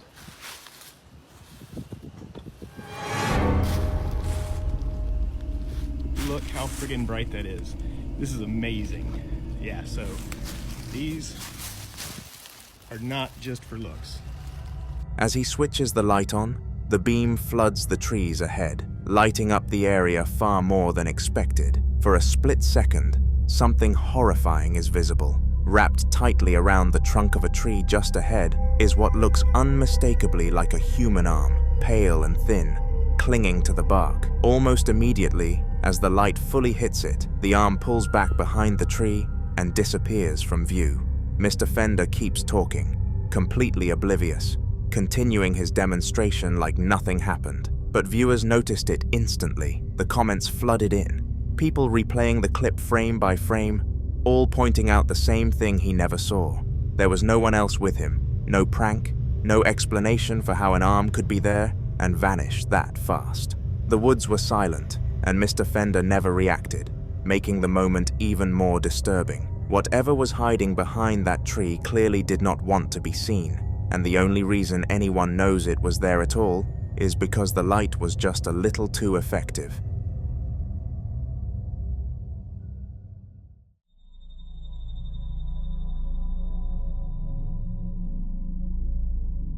He was out in nature filming quietly by himself, standing beside a wide river with a slow, almost glassy current. What immediately stood out was how silent everything felt. No birds, no insects, nothing you'd normally expect to hear in a place like this. That kind of silence is what made him start recording in the first place. He slowly turns the camera toward the opposite side of the river, focusing on a hill covered in dense trees and thick shrubbery, just scanning the landscape and explaining that something felt off. Hey, gente, ¿qué hay? Mira, les voy a mostrar algo. Vine a pescar a un lugar muy escondido, pero ya me empezó a dar miedo porque mira cómo está. Y tengo rato que siento que algo me está siguiendo y se escuchan las ramas tronar. Y creo que encontré, si no es el hijo de Pie Grande, es el hijo de King Kong. Tiene rato mirándome, mira. Mira. Por favor, no van a decir que no lo ven. No mames, ya me veo la verga. Ánimo. As he zooms in, a strange figure becomes visible within the trees. It's hard to make out and stays idle. The shape doesn't look like a regular animal, and it's far too large to be a person given how remote the area is. The camera shakes slightly as he tries to keep it in frame, clearly realizing he's caught something unusual. After the clip, the man said he left the area immediately, shaken by how quiet it had been and how closely the figure resembled a Sasquatch. Many who've seen the footage believe it could be Sasquatch, especially given the size, posture, and the unnatural stillness of the forest right before it appeared.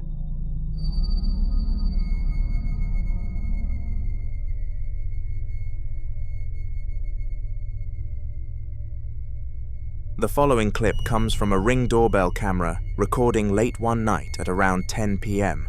when everything seemed completely normal at first. The camera was doing its usual job, pointed toward the porch, with the quiet road stretching out ahead under dim streetlights.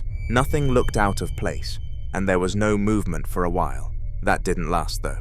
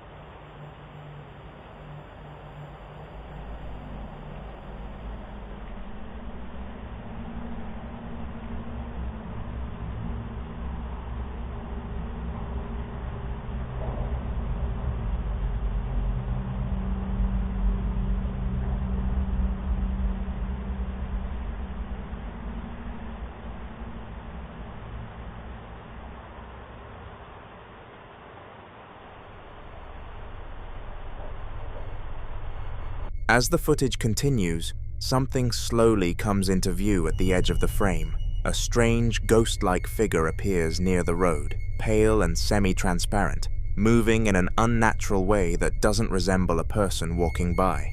Almost at the same time, a bright orb drifts across the camera's view, floating smoothly past the lens before disappearing.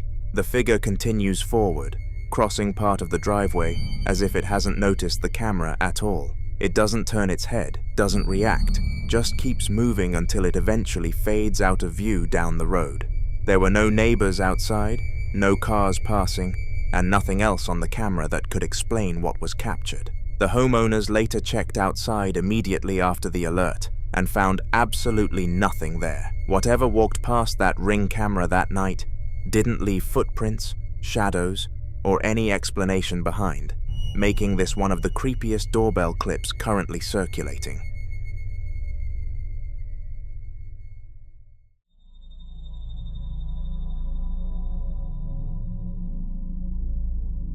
For anyone new here, Ian is a well-known ghost hunter who spent years documenting some of the most unsettling abandoned locations across the Midwest. And this next clip is a direct continuation of his exploration inside the same notoriously haunted factory. By this point, the activity had already escalated, but what happens next is one of the strangest moments he's ever caught. Dude, how do you explain that? This thing does not look easy to move. Not at all. Yeah, dude, this thing, there's no way. There's no way. Oh, dude. What the f? Wait a minute. Are you taking that thing? Oh my God. All right, that's it. I'm done. Oh my gosh. That thing is freaking moving all over the damn place. Dude, that was so insane. The old cart rattles back to life once again. Could this be the ghost of the tannery worker taunting me to leave his area? All right, I'm gonna let you get back to work, okay? Holy shit.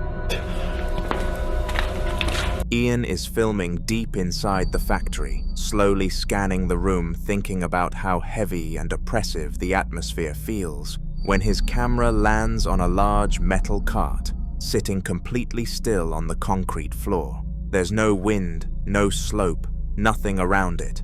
As he continues talking, the cart suddenly shifts, then begins sliding across the floor on its own, as if someone invisible had grabbed it and pulled. Ian immediately reacts, backing up while keeping the camera locked on it, showing there's no one nearby and nothing attached to it.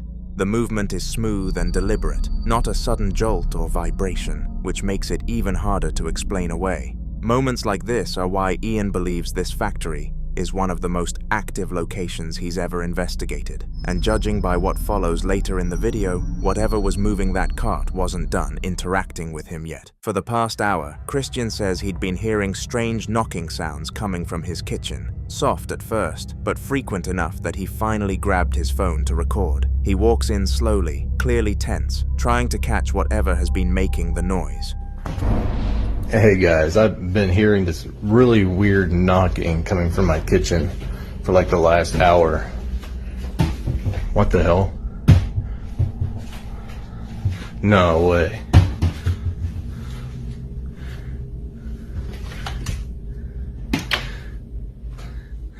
The hell?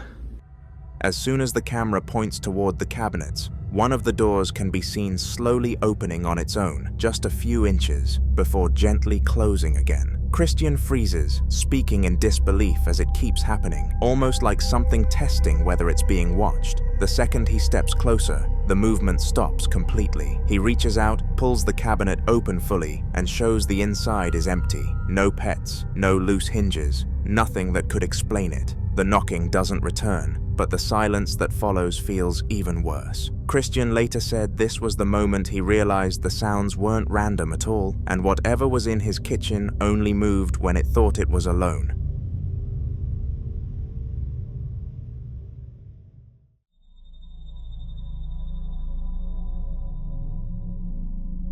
Andos was home alone late at night, sitting at his computer when he heard a strange noise coming from somewhere outside his room. At first, it sounded almost like a voice, muffled and distant, the kind of noise you can convince yourself is just a neighbor or something outside.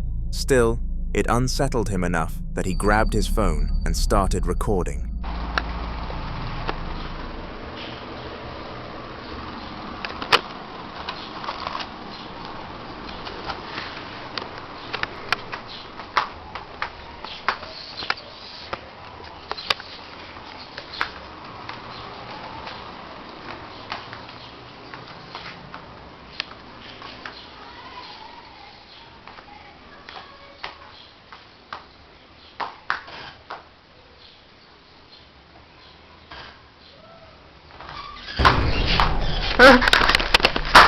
He steps outside for a moment, scanning the area, then comes back in and slowly walks through the house, checking room after room to prove nothing's there. Everything seems normal, quiet again, almost embarrassingly so. But when he finally enters his parents' bedroom, that calm evaporates. As soon as he steps inside, the wardrobe door ahead of him begins to open on its own, slowly creaking outward, as if someone inside was pushing it. Andos freezes, then backs away, clearly panicking as the door opens with no one near it.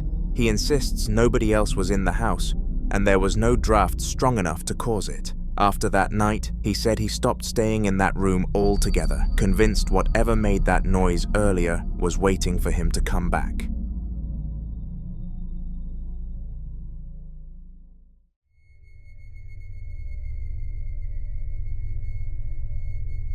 In this next clip from the YouTube channel Fourth Wall, which currently has over 268,000 subscribers and focuses entirely on paranormal investigations, the person behind the camera captures a moment that viewers still argue about. He's slowly filming a miniature 3D model on a table that resembles traditional Asian architecture, carefully panning the camera, but he feels heavy and uncomfortable.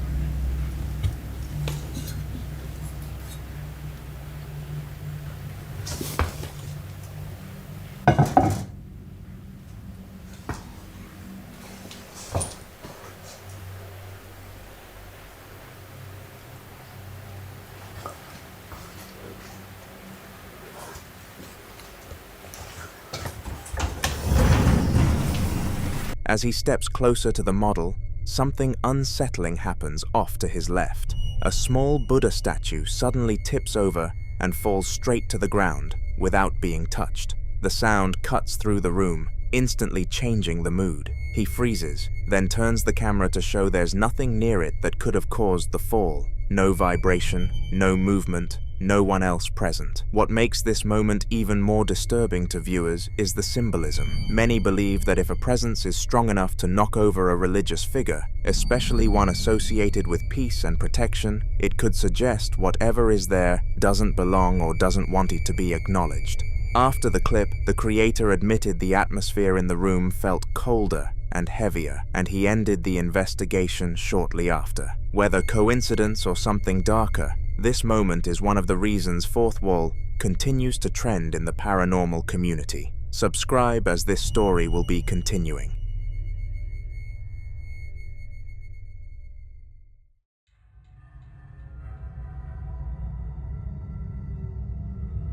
In the following video, the man recording keeps the camera steady, zooming slightly as the movement behind the curtain becomes harder to ignore. The shadow paces back and forth with a clear, human-like shape, its head and shoulders briefly outlined as it passes the thin fabric again and again.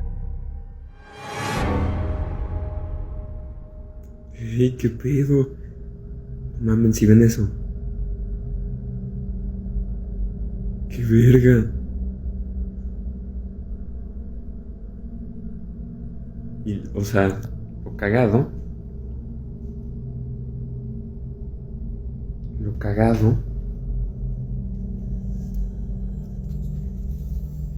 es que estoy en un segundo piso. After a few seconds, he musters the courage to pull the curtain aside, half expecting someone to be standing there, but the space is completely empty. To make things even stranger, he leans out and angles the camera through the window, showing the outside clearly. There's nobody below, no one walking past, no possible reflection. The most bizarre part is that he was on the second floor, meaning whatever cast that shadow couldn't have been outside in the first place. The curtain hangs still now, as if nothing ever moved behind it. The clip ends with him standing there in silence, trying to process how something could walk back and forth behind a curtain without ever actually being there.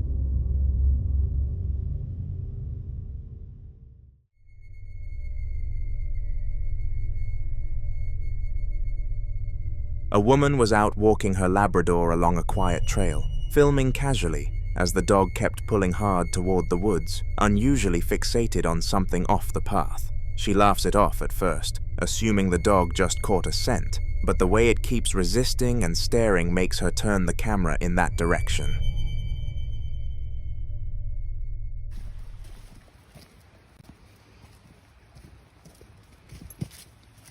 Come on, Bruce. What's up?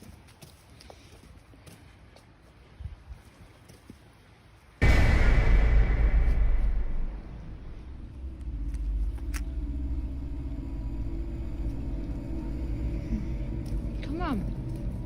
Come on. Oi. Come on. Bruce. Come on.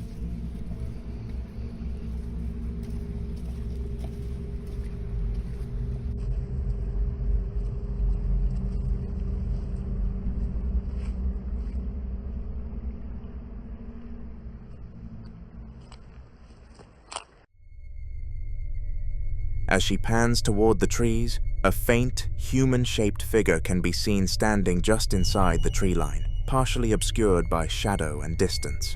It's easy to miss in real time, and she doesn't react at all, continuing the walk. A few moments later, as the dog pulls again and she films the same area, the figure appears once more, this time slipping behind the nearest tree as if it's actively trying not to be seen. The movement is slow and deliberate, not like an animal. She walks on completely unaware, but she later pointed out the figure frame by frame when editing the video. Paired with the dog's sudden, intense behavior, many believe whatever was watching her knew exactly what it was doing and chose to stay hidden.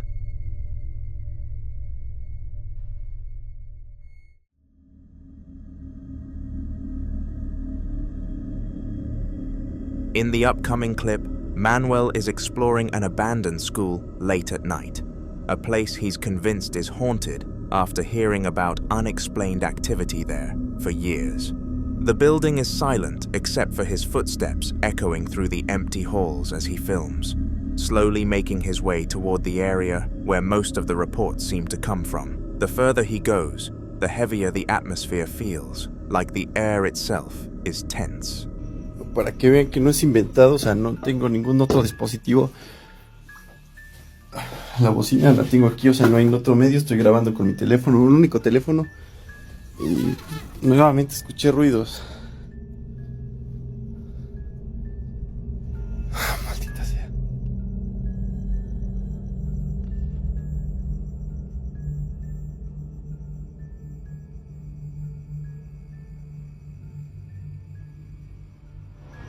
Nuevamente escuché ruidos, Esta vez ya no es un niño.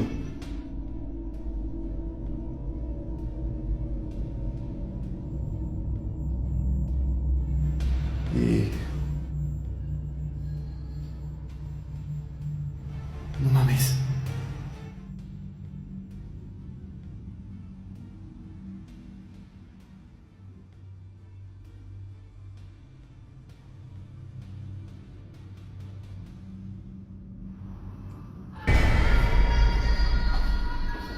¡Ey! ¿Quién está ahí?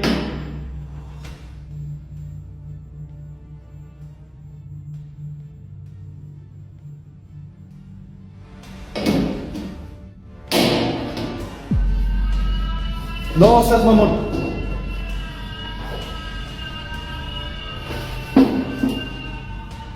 Ay, no seas mamón.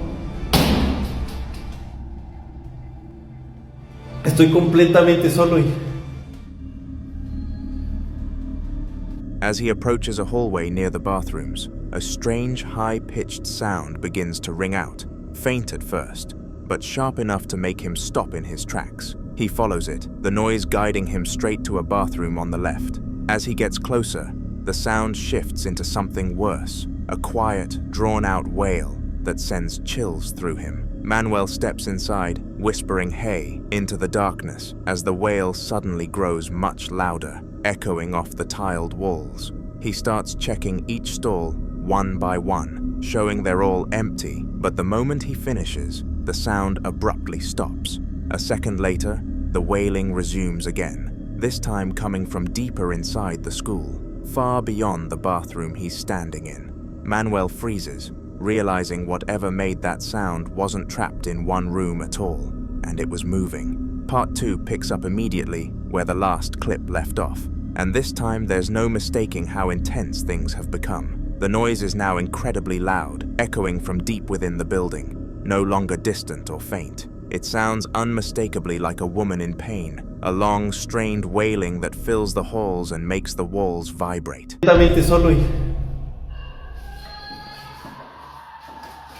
Güey, ¿qué pedo?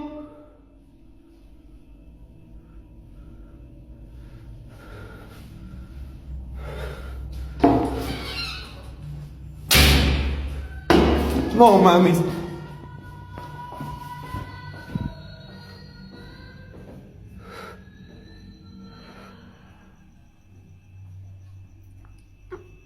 No mames, y justamente en el baño de... ¿Quién está ahí?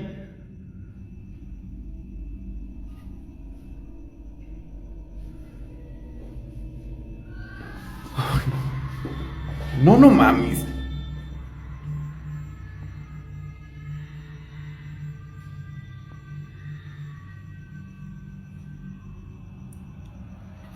¿Quién está ahí?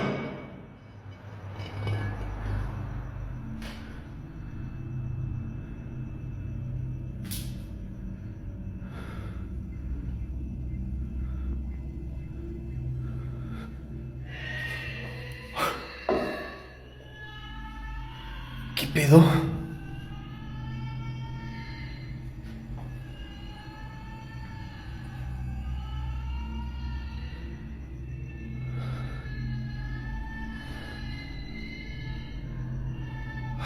mames, qué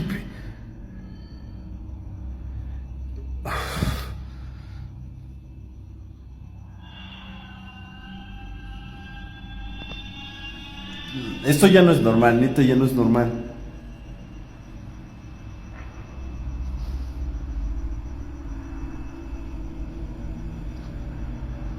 Ay, no mames, se sintió algo bien cabrón esta parte de aquí.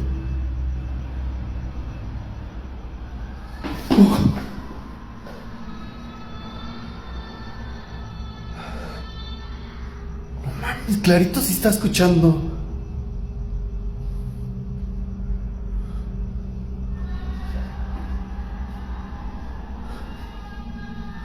¡Ey, salga!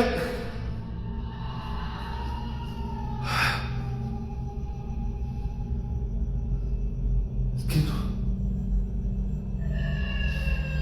Güey, ¿qué pedo?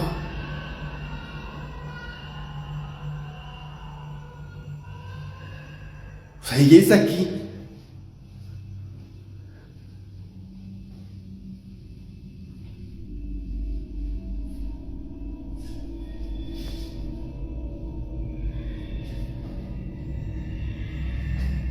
Saco.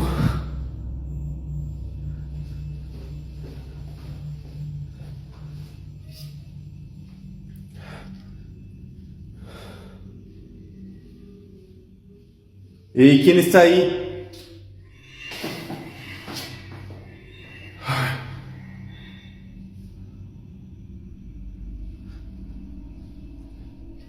¿Quién está ahí?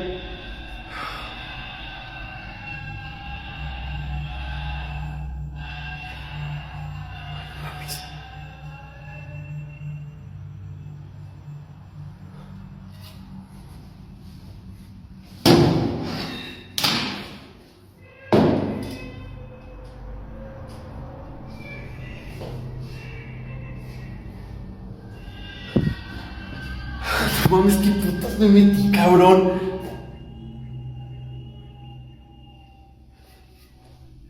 Hola.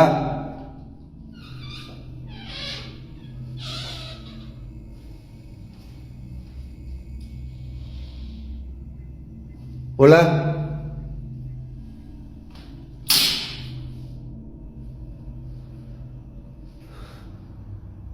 Ay, no mames, no, ya no hay.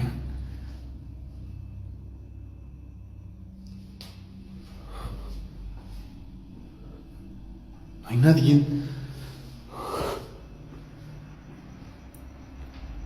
Ya no se escuchó nada.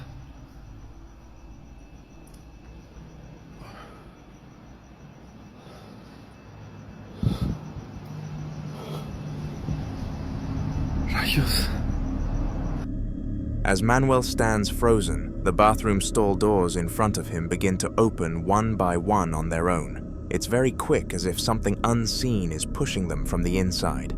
That's enough to force him to retreat backward into the hallway, breathing heavy as the sound drags on longer than ever before. Just when it finally cuts out, he cautiously steps forward again, but the second he reaches the bathroom entrance, the scream erupts once more, even louder. He later claims all of this was happening around 3 in the morning. Unsure what to do, Manuel stays where he is as the cries continue, bouncing around the building and making it impossible to pinpoint the source. He decides to check the men's bathroom to the right, but as he films inside, it becomes clear the noise isn't coming from there at all. Suddenly, it shifts again, pulling him back toward the women's bathroom, where it now sounds less like screaming and more like someone violently gagging or vomiting behind the walls. Moments later, the agonizing screams return at full volume. Manuel calls out Hola several times, his voice shaky, but there's no response. Then, for the longest stretch so far, everything goes completely silent. Taking that as his chance, he slowly backs away, never turning his back, before finally leaving the building altogether. Whatever was inside didn't follow him out, but the sounds he captured were more than enough to convince him never to return.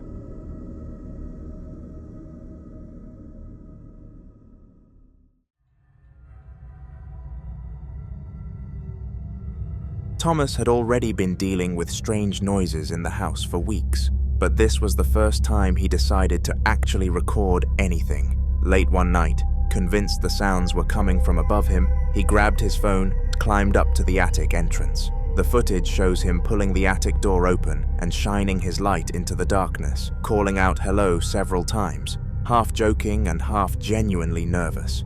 The attic is completely unlit, stretching out farther than expected, filled with old boxes and shadows that seem to swallow the beam of his torch. Take a look. Thought I heard something.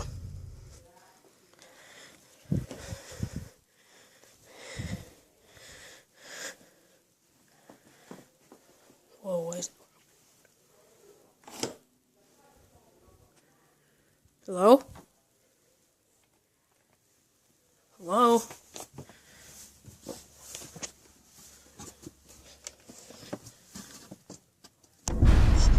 Oh God!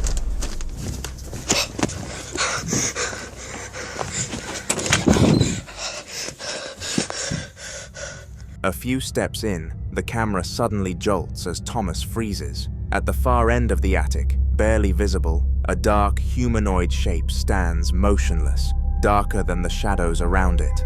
It doesn't move, but the longer he looks, the clearer it becomes that it isn't just an object. Panic sets in instantly. Thomas spins around and bolts back toward the stairs, breathing hard as the footage turns chaotic. The camera cuts out shortly after, once he reaches the hallway below and has to stop to catch his breath. After the incident, Thomas explained how difficult it was convincing his parents that what he saw was real. They initially brushed it off as nerves or imagination, but after hearing the recording and noticing that the attic noises didn't stop, they finally took it seriously. The family ended up barricading the attic door completely, stacking furniture beneath it and sealing it shut. Thomas says the sounds have quieted since then, but he refuses to go anywhere near that part of the house again. Whatever he saw up there was enough to change everyone's mind. Within the Jefferson Hotel, reports of paranormal activity have been piling up for years, but one incident in particular pushed things into genuinely unsettling territory. A guest staying in room 117 reportedly checked out in a panic after an encounter they said happened in the bathroom late at night. According to staff, the guest had been taking a bath when the room filled with steam, and words slowly began to appear on the mirror, as if written by an unseen hand. The message read, "You should leave." Thinking it was some kind of prank or condensation trick, they wiped the mirror clean. Moments later, as the steam built up again, a new message appeared, this time far more direct, telling them to get out. The guest immediately fled the room, leaving their belongings behind, and even losing the bathroom key in the process. Hotel staff later entered the room to investigate and document what had happened. But we took some pictures. I'll show you the pictures real quick. These pictures were a little eerie. You can see right here is the get out. And we took a series of pictures. Well, in all these pictures, there's only 2 people with the exception of this one. You can see right there, there's a third face. And there should only be 2 because all the pictures only showed 2 people in there. So whoever this third face is, we don't know. It was kind of weird, but we did go in there this morning to try to fog it up again, and it didn't happen. So I'm not sure, how long the prank lasts, or if it was even a prank. They show the photographs taken that night, capturing the messages as they appeared on the fogged mirror. What stands out is how unnatural the writing looks, uneven, distorted, and nothing like handwriting formed by a finger. In one of the images, viewers later noticed something even more disturbing. Faintly visible in the reflection is what appears to be a third face, semi-transparent, and not belonging to anyone who was supposed to be in the room at the time. Staff attempted to recreate the conditions by fogging up the bathroom again, and once more, the same message appeared on the glass without anyone touching it. After that, room 117 was quietly taken out of rotation for a period of time, and the hotel has never offered a clear explanation for what was captured there.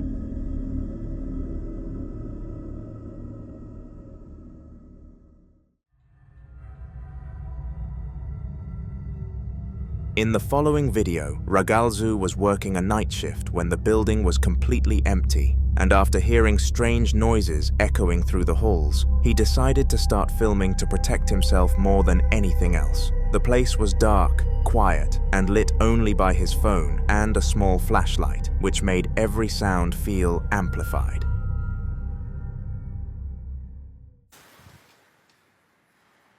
Mira, ahí pasó. Díganme que lo vieron. Se lo vio clarito. Mira, ahí pasó.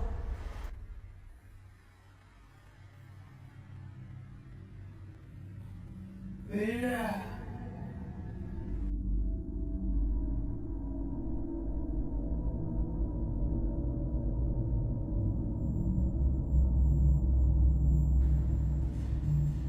Se lo vio clarito. Y pasó por el medio del patio. ¿Qué les dije? Mira. Negrito para acá fue.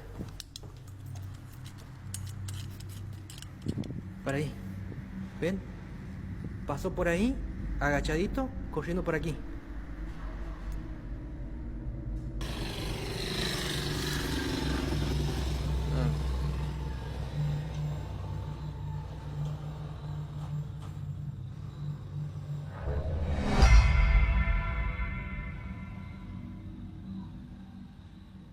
Se enfocó, ¿eh?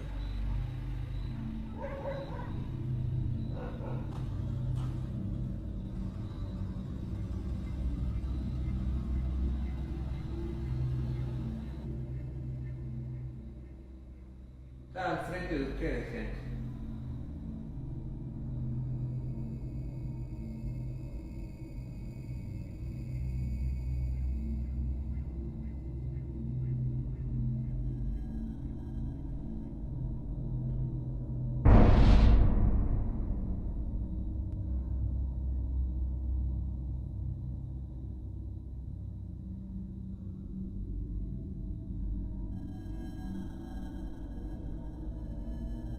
Todas las cosas siempre más, digamos, turbias y fuertes. Me movieron un muñeco, movieron una silla, me golpeaban la campana, hacían un montón de quilombo y ahora cierran la puerta. Y bueno, pero yo dije que antes de irme voy a limpiar el lugar, que ninguna entidad tiene que permanecer aquí, ninguna entidad tiene que seguir en este lugar, porque van a venir niños. Van a venir niños y no tienen que seguir aquí.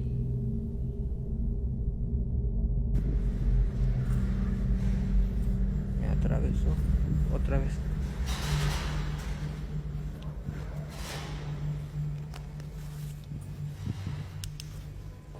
Dios mío, me dejó encerrado. Ahora sí me dejó encerrado.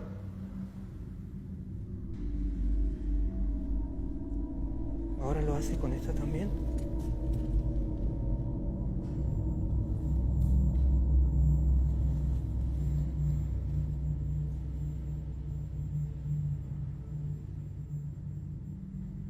Es un colegio.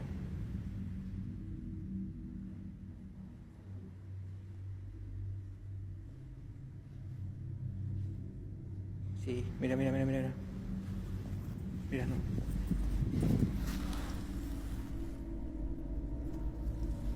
¿Ve? Él la cerró.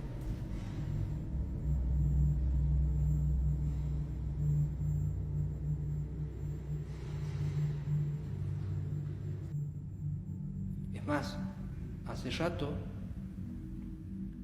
pero sí estoy en Santiago, hace rato se vio literalmente un duende cruzar, o sea, la figura de un niño cruzando por detrás mío. Uy, escuchen. Está golpeando. Ahí la abrió.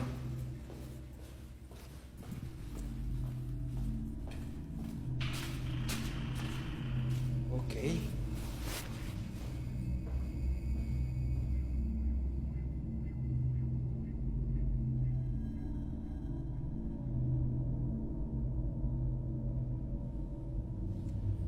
Vine por acá. Me dejó de golpear.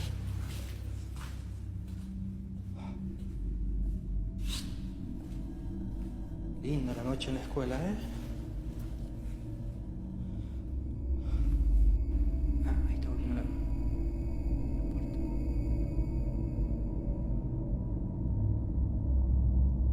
no tiene luz, pero tiene que pasar un proceso para poder trascender y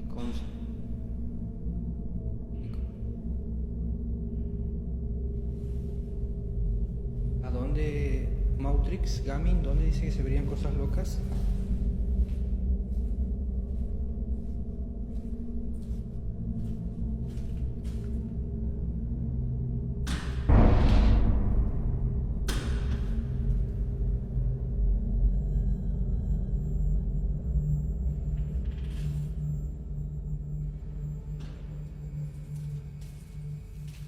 En el hospital me trabajo toda la noche.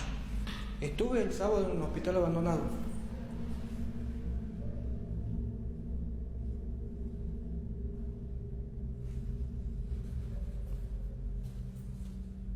Y también logré captar una entidad bastante oscura.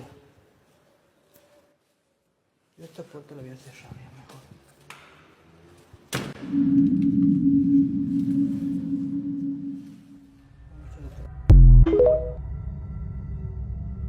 As he walks forward, the camera catches what looks like movement behind a closed door ahead of him, a dark, human-shaped object, passing across it for just a second, like someone walking by on the other side. Ragalzu immediately panics and runs straight toward the door, shining his flashlight through the glass, and then outside once he opens it. There's nothing there. No footsteps, no shadows, no place for anyone to hide. The area beyond the door is completely empty, and security later confirmed no one else was on site at the time. Whatever moved past that door was there only long enough to be seen, then vanished the moment he tried to confront it.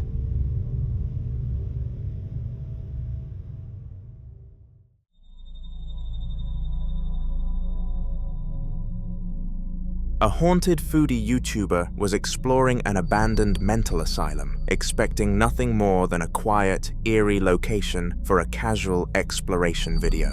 The building had been left to rot, with peeling paint, debris scattered across the floor, and long ward corridors filled with old hospital rooms. She films herself walking through one of the messiest sections, opening doors, and looking around while talking calmly to the camera. Her husband can be seen further down the corridor at one point, also looking around, making it clear they weren't alone in the building, but still very much alone in terms of other people. I think this is the ward, actually. Oh my god, that's really, really new looking. Oh, it does smell like a hospital jar. Yeah. Oh, yeah, look. Does actually smell like a hospital. This seems a lot newer than the rest of the building. Whoa. Toilets in here. All the sinks are broken. Yet again, like I like to say in all of my abandoned. What's that? Whoa. They like pink tiles, don't they? What's in our room? There's another room in here. Shower. I don't like looking behind shower curtains. That just creeps me right out. The bathroom again there.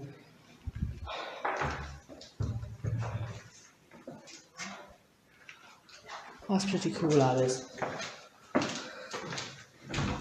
Smells like an hospital in this part, definitely.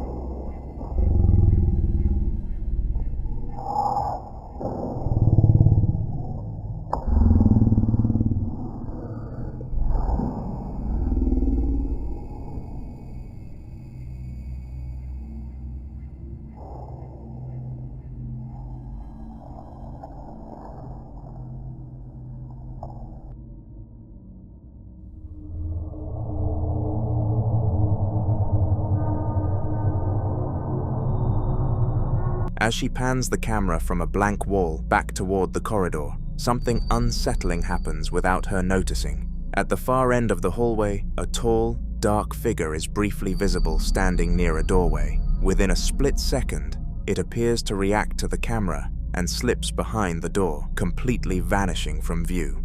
The movement is quick but unmistakable when slowed down. She continues filming, unaware anything happened, and only realizes later when reviewing the footage. After spotting it, she shared the clip online, admitting that she had no explanation for who or what that figure could have been, especially since no one else was supposed to be anywhere near that part of the asylum.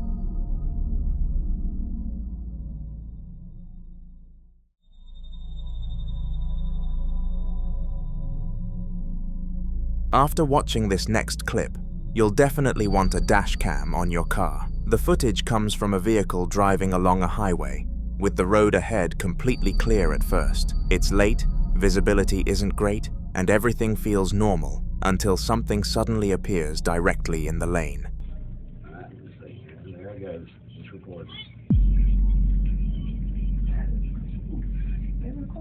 A small, transparent figure that looks disturbingly like a child is standing in the middle of the road.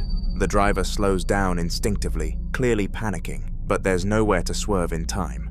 The car passes straight through where the figure is standing, yet there's no impact, no sound, nothing in the mirrors afterward. The road behind them is empty. When the footage is slowed down, the figure doesn't react at all. It doesn't move, flinch, or turn its head. It just stays there as the car goes through it. Many people who've seen the clip believe it's the ghost of a child tied to that stretch of highway, while others can't explain how something so clear left absolutely no trace.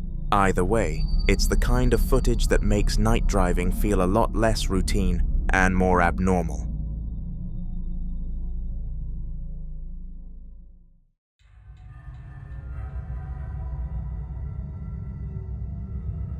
A cemetery security guard captured this unsettling footage while on patrol late at night with a co-worker, both of them filming because of repeated reports in the area. I've been recording the whole time. Yo, me and Eon seen this bitch walking through the cemetery. Blowing it, running through the cemetery and landed on a tombstone. Yeah, she was blowing it. She landed on a tombstone. She was blowing it. Hey, what you doing, girl? Yo, that shit is creepy as... What the f***? What happened? What the f*** you doing? Why she touching other people's graves? Yo, she just bust her head on the other grave, though. Did she? She got on no shoes, What she just grabbed? A flower. She just grabbed a flower. She got on no shoes. Yo, Boogie, we watching a ghost. She... Yo, don't say that to her. Don't say that to her. I'm scared as shit. Cause what if she, nigga, she knows where you live, nigga? Live across the street from the cemetery. I'll shoot that bitch. Shoot that bitch. Nigga, this bitch is crazy. Yo, the fuck? Yo, what the f? Yo, I see. Yo, where the blunt at? Pass the blunt. Pass the blunt. I cannot. Nah.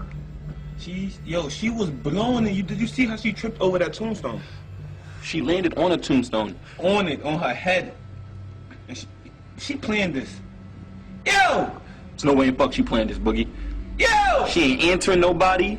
She ain't look at us. Yo, girl, the whole way! Yo, girl, the whole way. You scaring me! You really scaring me! You scaring the shit out of me! Yo! You scaring the shit out of me! Go home! Go home! Yo, Boogie, she gonna come back and she gonna be sitting right in front of your house, nigga. And I'm gonna pop that bitch. Her ass. Yo, she ran through the cemetery and was walking. Yo, I wish I still had that BB. Yo, you gotta let her go. Maybe she's like hurting or something. Why was she running that fast though? But why she just stopped and take someone else? She took someone else's flower, nigga, from Look, there. she's swinging it. She's having fun, B. Yeah, I'm gonna have to go karate kick this bitch. Yo, this is the creepiest shit that I've ever seen in my life. My nigga, yo, bitches had a picnic in there the other day. A picnic, nigga. She has on all white and she's running and jumping on people's tombstones. Yo, you crazy bitch! You the crazy bitch! Nigga, she's jumping on people's tombstones. What? Oh my god. She's spinning this shit? Nah. World star. World star.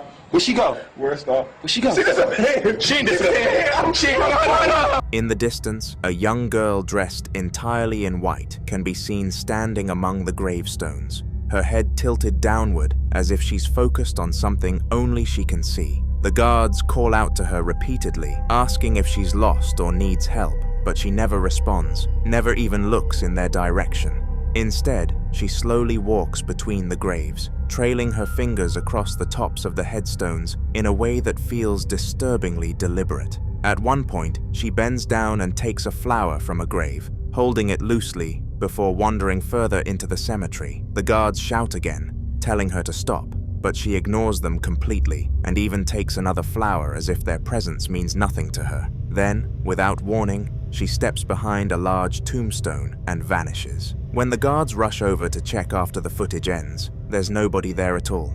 No footsteps, no place she could have gone, just the cold silence of the cemetery. To this day, they have no explanation for who she was or where she disappeared to.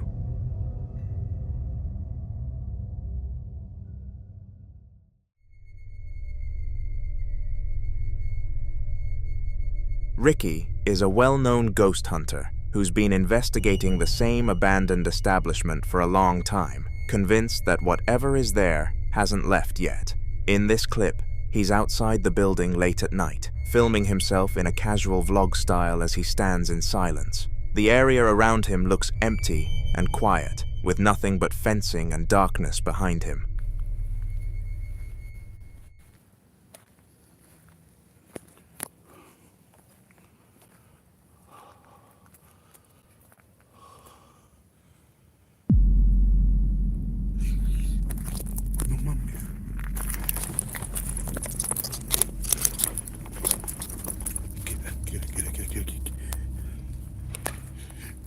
Hey!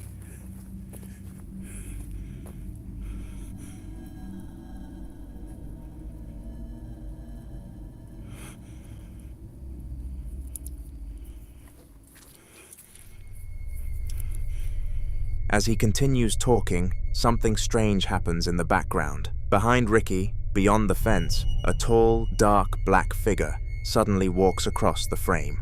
It's not a shadow from him or the camera.